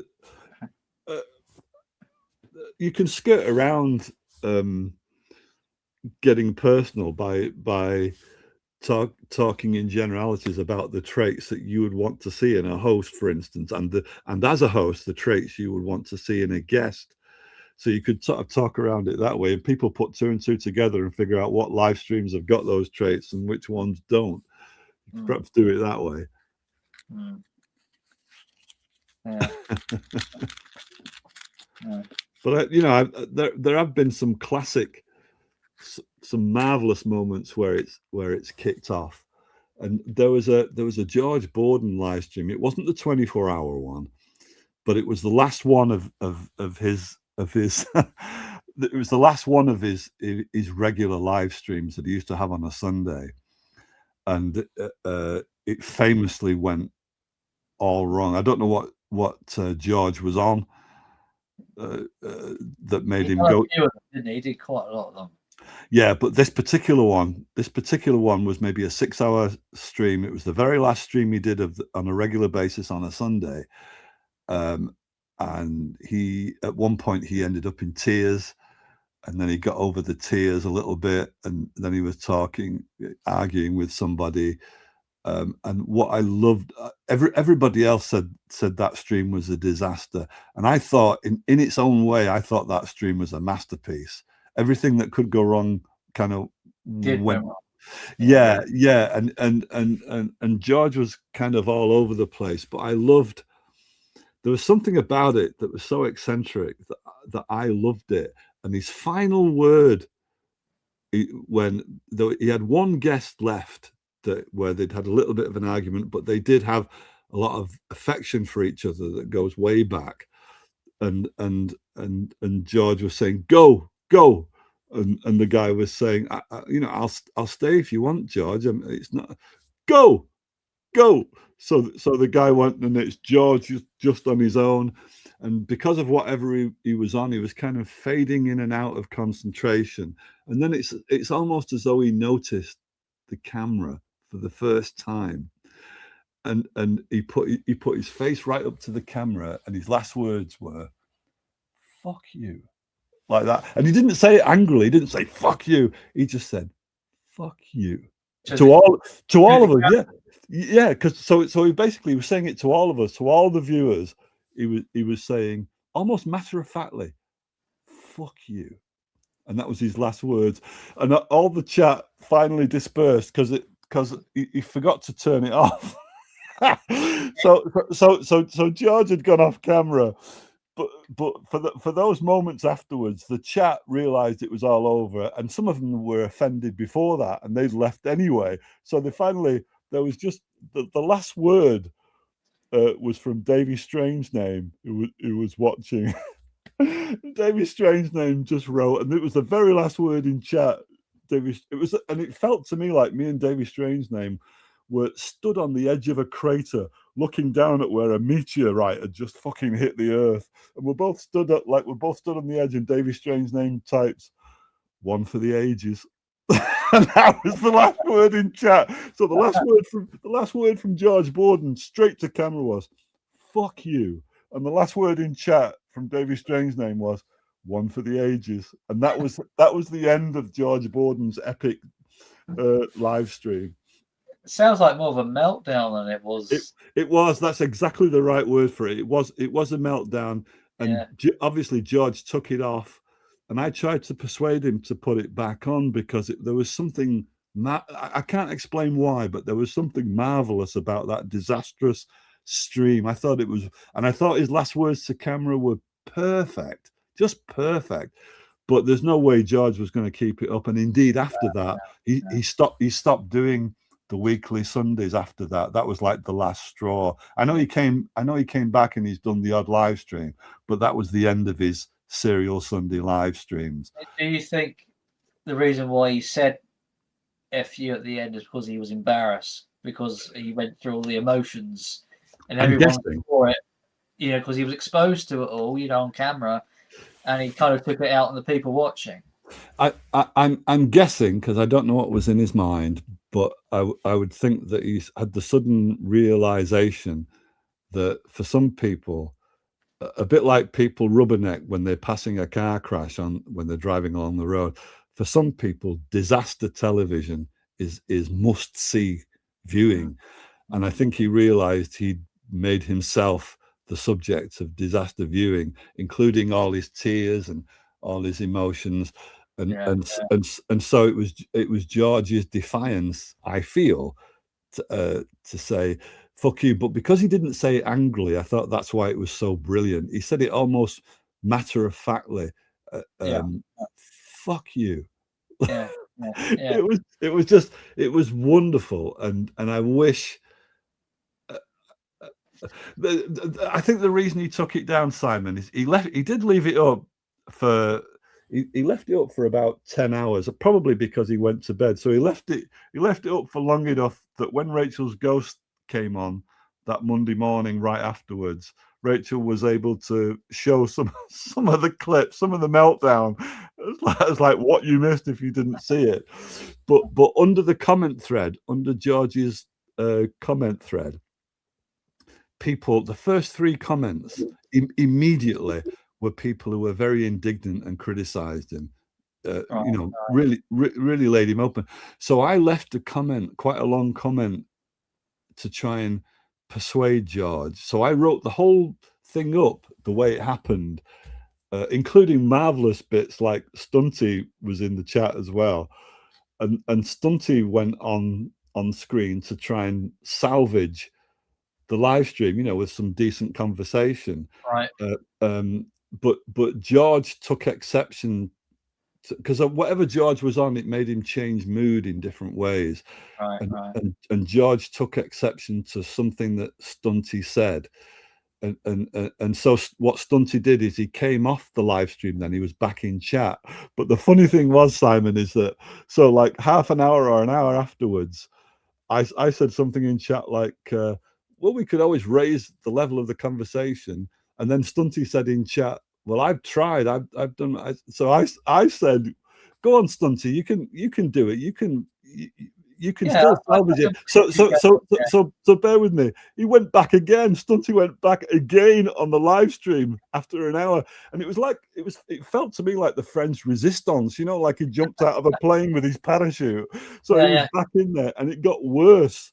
So this time George really offended him. So Stunty just took off after that, and that was the end of that. So that was the kind of disastrous live stream it was.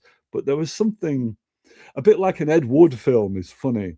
There was something funny about how disastrous it was, and I respected George for doing that live stream right to the end and for saying "fuck you" to camera.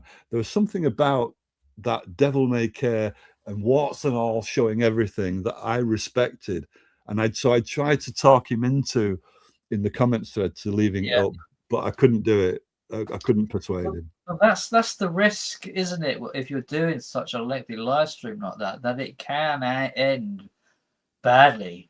Yes. If things don't go to plan, if you have problems and things, Especially if your chosen fuel to keep you going through a long live stream is something like either drugs or alcohol or both. Yeah, that's not good, is it? I mean, having a few cans, that's okay. But for how many hours he was doing them, that's probably not a good. Yeah. And what get more and more drunk, and But what I said in the comments though, Simon, was was something like, I'm not saying, George, that you should make it like this every week. I understand you don't want to do that, but just for this once, let it stand as this sort of beautiful disaster. Because I did feel there was something wonderful about it, and I did respect him for showing himself inside out that way. Yeah. So I can understand, and he's got a right to take it down. I understand that, but I just wish it was one of the most memorable, if not the most memorable live stream I've ever seen. Far more memorable than his 24-hour live stream, which was a bit boring to me. But this live stream was too disastrous to be boring because you didn't know what was going to happen next. No. That is ambitious, though, isn't it? 24 hours. Gee. Yeah. I mean, there was a time there where he was doing the live streams, and it was gaining a lot of traction. Oh yeah. People were talking about it on Rachel's and going over there and playing a part of the live stream. Well, that was going on for quite some time, and then suddenly it just all stopped. Well, to his credit, if you look at George's CV, what he is, so he's an engineer. He's also a producer. He was also in the past lead guitarist in a band. He was a singer. He was a songwriter, and he was a teacher. So he's an educationalist. Those are perfect credentials for running a live stream. There's a lot of strings to his bow.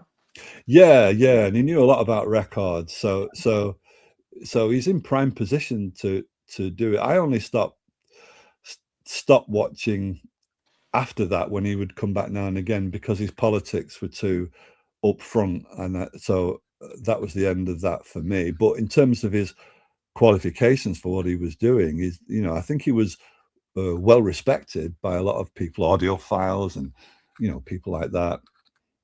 And he got quite a few different guests up, didn't he? And Nick was a really good Nick Pantazzi is a marvelous wingman. He's great, Nick. There's nobody who doesn't like Nick. He's a really likable fellow to have in your corner. So he had that going for him as well. Yeah, he had a lot of support, didn't he? Yeah, I think all the backbiting that you get in the VC also pissed George off as well. I think he doesn't like putting up with that. I did go on there once. Oh, did you? Yeah, one time I did. Oh no, I remember. I was in chat. I remember. Yeah, I remember. Oh yeah. But it's just non-stop talking, and yeah.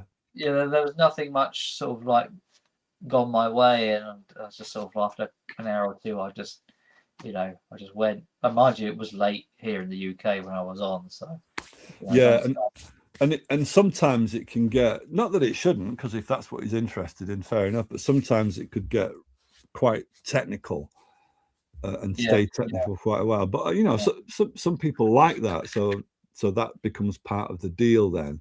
But also sometimes it would also be a bit macho in a cheap and phony way. I'm not really a fan of. I make a distinction between courage and machismo. I don't think they're the same thing.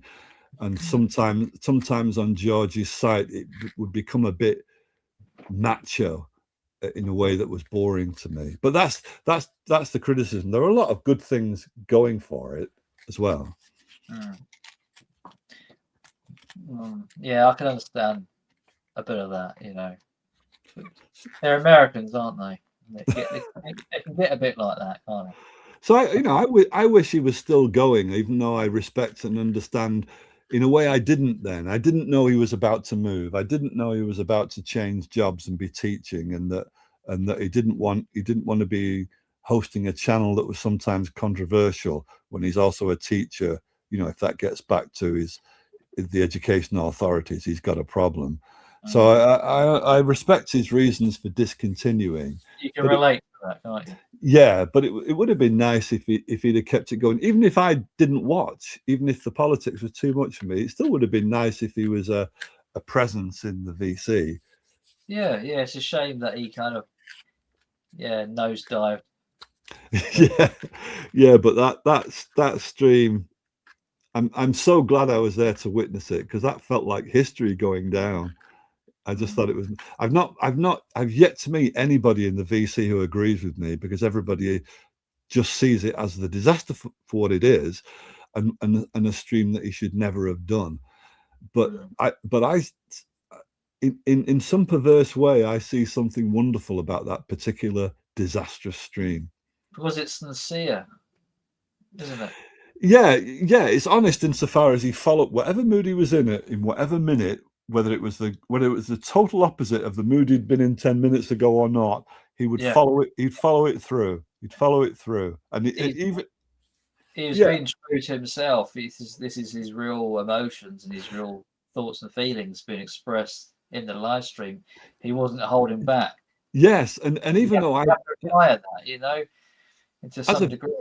As a viewer and somebody in chat, I would be one of the people he was talking to when he said, "Fuck you," but there's no way I took offense at that.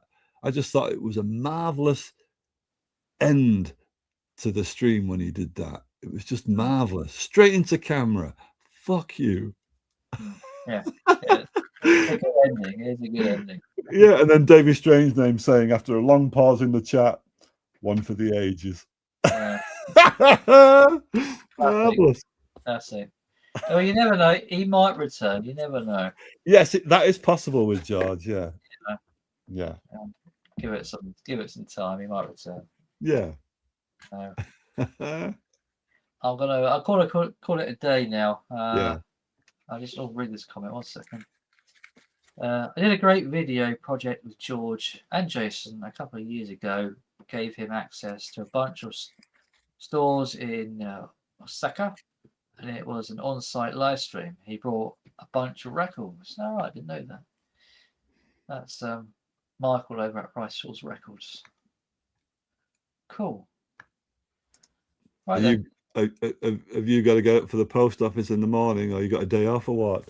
I'm working tomorrow, but if you want to hang around for a couple of minutes or so, you're not obliged to go straight away. What time do you start work tomorrow? I've got to be there at 8:10, so not too early, but yeah. In my day at the post office, it was always a 5 a.m. start, 6 days a week. Yeah, I believe it would have been back then. I had to start on a Saturday. I would have to start at 5:30 when I started, but the rest of the time it would have been around about 7 o'clock. That's pretty early, though, isn't it? 7 o'clock's early. Yeah, that was early then, but things have changed since then. It's been 19 years since I've been doing it now. Right. Wow. Some time. So yeah, there's been some changes of later starts. Do I always ring twice? No. My habit is that I knock on the door, I wait a few seconds, and then I press the bell. I've had a few people, who after knocking, if I opened the door and they said, "Oh, you not pressed my ring call bell?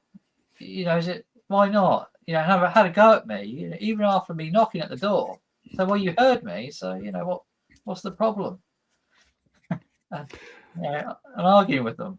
My first impression as a postman in January 1980 was I was just grateful that I wasn't on the factory floor on some assembly line, and so you did the sorting for an hour, and then you're out delivering, and I thought, wow, this is great. It's like I'm my own boss for the time I'm outside the sorting office. I'm delivering. That was my first impression, and then I realized that you've got about 400 bosses, because every member of the public will be saying things like, "You're late, aren't you?"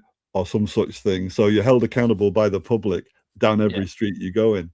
Yeah, you are, yeah, to a degree, yeah.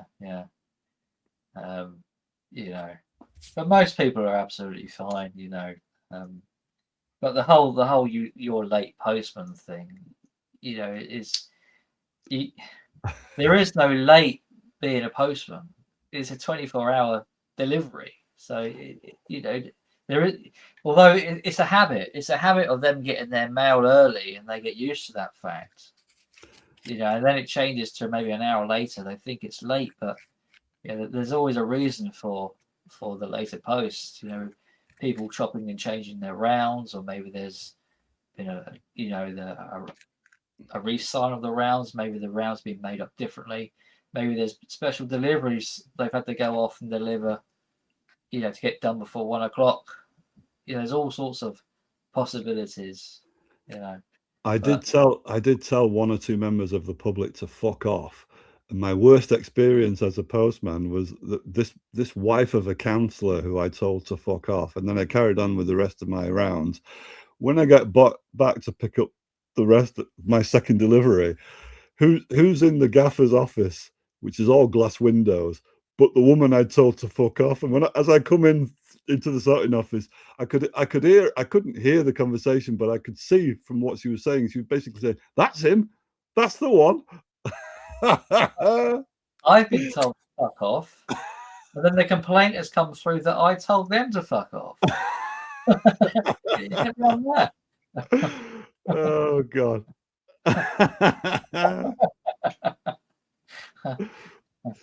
You could just about get away with it in those days. Probably there's no chance you could get away with that now in today's post office. I think I may have let it slip, maybe once. All right. Maybe. Yeah, I might have said something.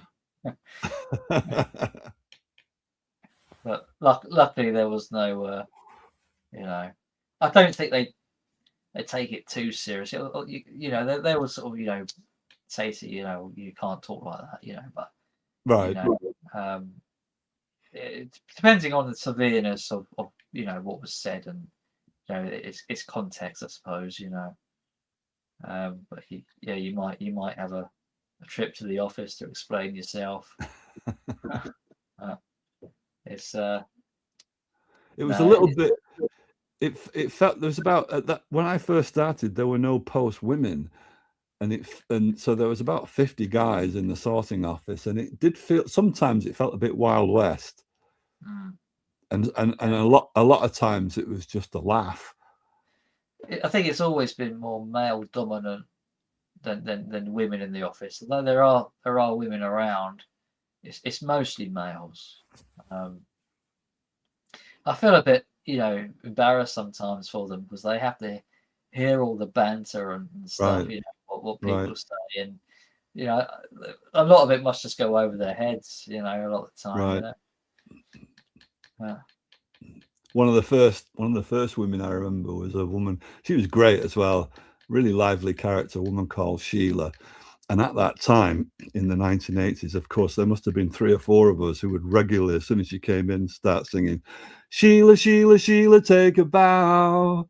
We'd go straight into that, straight into it. yeah, there's no escaping it in a sorting office, is there? You know, Right. from people, you can't really. You just have to sort of, you know, take this on the chin. I think it does you good, you know, because you know, young people come in and they're quiet and you know they keep themselves to themselves for some time, and they get accustomed to the environment, and they Yeah. sort of they start coming out of their shell eventually, they start giving it back to people, and then you know you get used to it, you know. Well, it wasn't my first job, but I was the youngest member of staff when I first joined, and a lot of my colleagues were ex-World War II veterans. So Yeah, they had, and the guy I sorted next to was a lovely guy. He was an ex um, prisoner of war in Japan, and the Japanese were notorious about how they treated the British prisoners and the prisoner of war. And you could see it in Bernard's face. He's like, there were lines in his face. There weren't scars, and they weren't laughter lines either, but they were sort of lines of suffering. And there was no way I was ever going to ask him about it. I don't even know how I knew that he was an ex-Japanese prisoner of war, but when he told me, there was no way I was going to push with any questions on him, because God knows what he experienced. And there was one time, it's the only time he ever said anything. It wasn't because I asked him any questions, but he was talking about the Japanese, and he just said they were bastards, real bastards. And the way he said that was like, fucking hell, I'm not touching that. Whatever memories he's got there, yeah, I can't handle that. So I'm not going to ask any questions. quite So so wise. so that was as a young man, that was the experience, that I was surrounded by that kind of experience. So I was, in that sense, I was out of my depth. But you learn to ride with the humor. Yeah, you do, yeah. I think over the years I've noticed it's become a young man's job. There's more of a younger generation now than there was when I started. Because Right. like you, I was the youngest. You know, before you know people younger started coming in after me. But a lot of the time, these young people would come in, but they wouldn't stick around for very long. You know, the job Right. doesn't appeal to youth. You Right. know, I'm an exception, and one or two who are still there are exceptions. But most of the time, young people they just don't last in that industry. They like to go off and do other things, which is you know I get that, it's perfectly understandable. But like the more senior you are on the list, you know, it always seems to stay the same. You know, as the bottom half is constantly changing, but the upper half is always the same names. You Right. know, who have been there for years. It becomes more concrete. You know, the higher seniority you are. You know. I left in 1985 because there was a rule then that if you were 25 and no older, you could recoup all the pension funds you'd put in. And so that was my chance to go to Israel and then go to America. So I took a year out, but when I came back from America, because I had no qualifications, I had no skills, I didn't know what else to do but apply to the post office again. So I spent another, so I spent 5 years first before I left, and then I spent nearly 5 years when I came back there, which was too long. But I didn't know what else to do, so I just went back to what I already knew.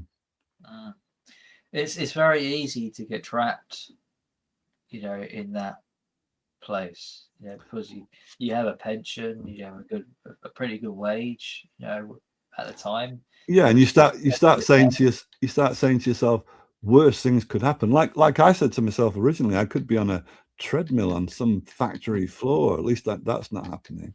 Yeah, I think people get used to that safety, of that, knowing that every week you're going to get paid, that there's always going to be work there. Yeah, That's never going to be an issue. It's almost like you. It's like being in school. It's like you never left school almost. It's the right, same setup. right. You're waking up early to go into a building with lots of people, like it Yes. was at school. All working and mingling together. And then obviously you go out, you do your rounds, but it's almost like a prison kind of thing, and people find security in that. People find they're protected in that environment. Well, the post office used to be much more affiliated with army culture. Yeah. And I don't know if this is still true, but you would even have to sign the Official Secrets Act. Yeah, that's right. You did. Yeah, you did. So, I did. so, Yeah. So the whole uniform bit and certain language that was in the currency in the post office in my day was definitely stemmed from a military affiliation that the post office had. It was very much associated to the police. Right. That's to what I've been told. Regarding the Official Secrets Act and other rights a postman would have, very similar to a policeman. I don't know those that would hold up now, but it did years ago. I think it's got to do with national security, because at that time, remember, there's no internet, and all the messages of all kinds, trivial and secret, whether through registered letter or through second class letter, through telegrams, all the communications went through the post office. So I think that was the reason for an affiliation with national security, and that's what I mean by army culture.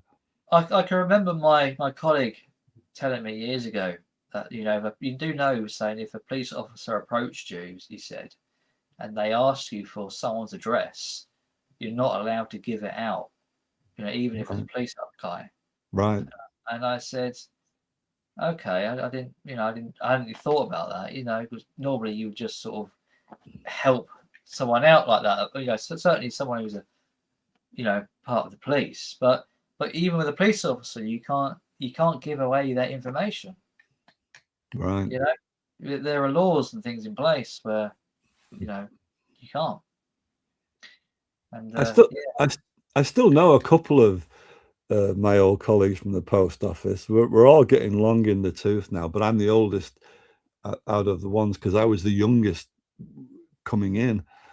So these guys came a bit later, but so I still know two of them out of all those, but most of those guys will be dead now that I work with. Yeah. Yeah, well, a long time ago. But what, you left in '85? That was a year after I was born, so I would have been about one. Well, the chronology was, I started in January 1980.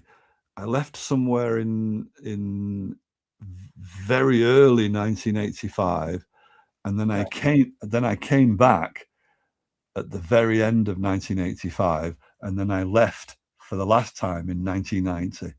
March 1990. That was when I finally left. So I still didn't have any qualifications when I left. You left and came back in the same year. Yeah, just about the same year. Yeah, I came back, and very few people come back. I was told, and it just so happened that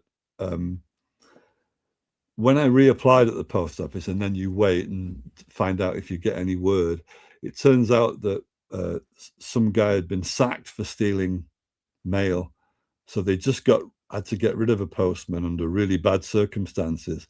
So I was somebody tried and trusted. So I got a knock on the door from the postmaster. He knocked on the door out of the blue one evening, like 6 or 7 o'clock at night, and said, "Can you start on Monday?" So that's how I ended up back on the rounds for it. But I regret going back, because that extra 5 years I really should have spent in going to university, except that I couldn't go to university because I didn't have any qualifications to get in, and I didn't know how to get a grant. There's nobody in my family or in neighborhood that had ever been to university, so it wasn't a realistic proposition at that time. So that's why I say I went back to the only thing I knew. Yeah, that makes sense. And as you say, because it's a safe bet, so that's why I took it. It is, yeah. Was it militant back then, even for the 80s? I imagine it probably wasn't it? Quite militant. Yeah, there were union rules, but the difference is that the unions were starting to sell off future postmen, which is how I do it. So the management would buy out certain rights that the staff had. So it's bribery, really. So they would give us all money up front in order for us to relinquish certain rights. So it wasn't like the management could tell us what to do. It wasn't that bad, but it was more a case of they could get us to compromise by bribing people, by giving us money now for what future postmen would lose. So it was it showed the union, to my way of thinking, in a bad light, because they were selling the next generation down the river so they could feather their own nests. Yeah, it's the same story of now, isn't it? Right. To a degree. I'm taking it was government owned then, was it? Yes. And my philosophy then was just like it is in the VC now, is like I wasn't a team player. I was in the union because it was a closed shop. So that's why I was in the union, but I was never a big, and I understand technically the reasons why you need people in the staff to stick together if you have a dictatorial management, otherwise they'll walk all over you. So I understand that, but my own philosophy was always, I'm an individual, I'm not fucking part of anything, but yeah, I've got to be in the union because that's one of the rules. So yeah, so I still remained as an outsider. I wasn't interested in being a union rep. No. I mean, my attitude was to go in, and especially when some of the younger people started after me, was to have a right good laugh before I left to deliver. So somewhere between 5 o'clock in the morning and 7 o'clock in the morning, which is while we were sorting, I would be hoping to have one of those real good belly laughs where tears come out of your eyes and you can't catch your breath and you're doubled up. In those days, I used to be able to have those kind of belly laughs, and there were certain people like Finney, who I still know now, who could make me laugh that hard. So that was the payoff in the post office. There's one guy at work who I'm actually going to be working with very shortly. He's going to be my partner, but he's the comedian of the office, basically. Right. He's so funny. Yeah. And I've worked with him before, and he's had me on the floor, with his silly sense of humor. It's nice. It's nice to have that. Some people are gifted that way. They just see the world in this lopsided, funny way, and they translate everything that way, so they can find jokes everywhere. Yeah.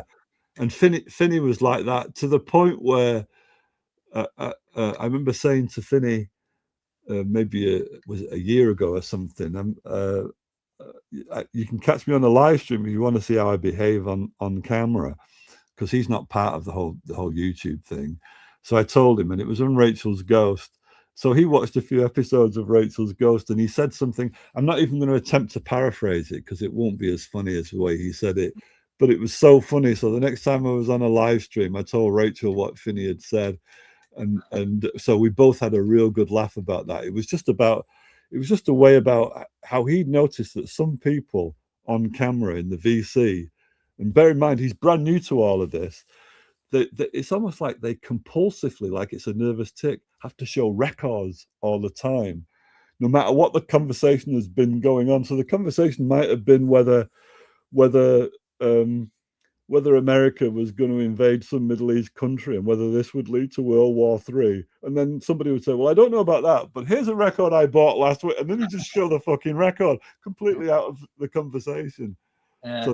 So he's still got it all these years later, Finney, from the 1980s till now. He still looks at the world in this sort of funny way. Some people are just naturally talented and they don't realize, how funny they are. Yeah. Because it's just the norm to them. It's just who they are. They don't think about it. Yeah, and you think, God, they should be making a living. Think about this other guy I'm talking about. I said you could go on YouTube and do videos.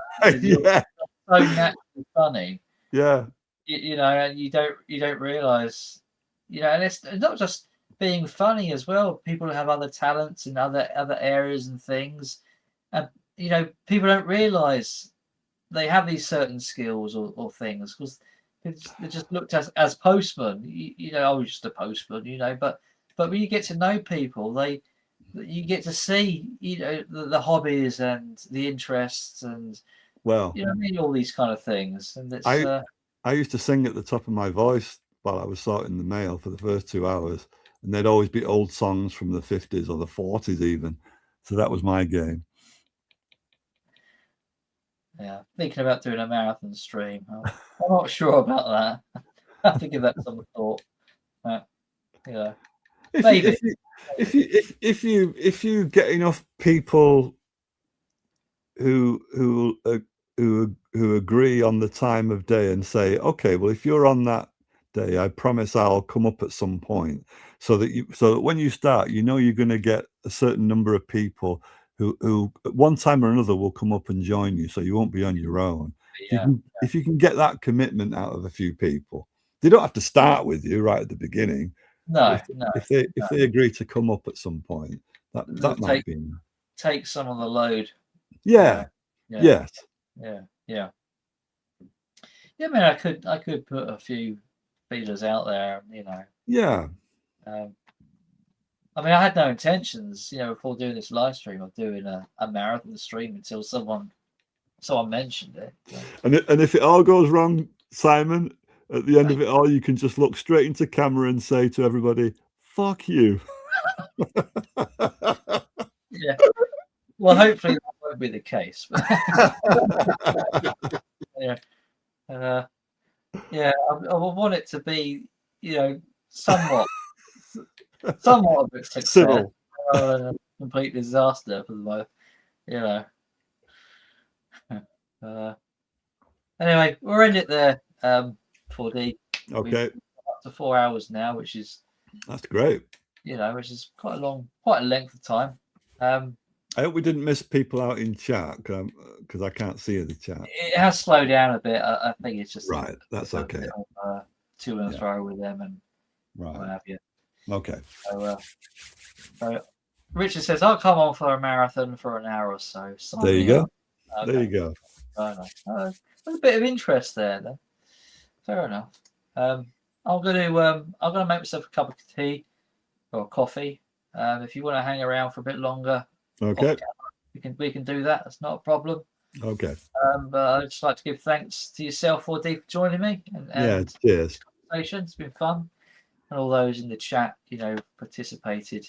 Yeah. So appreciate your support. So until next time, everyone. Bye for now.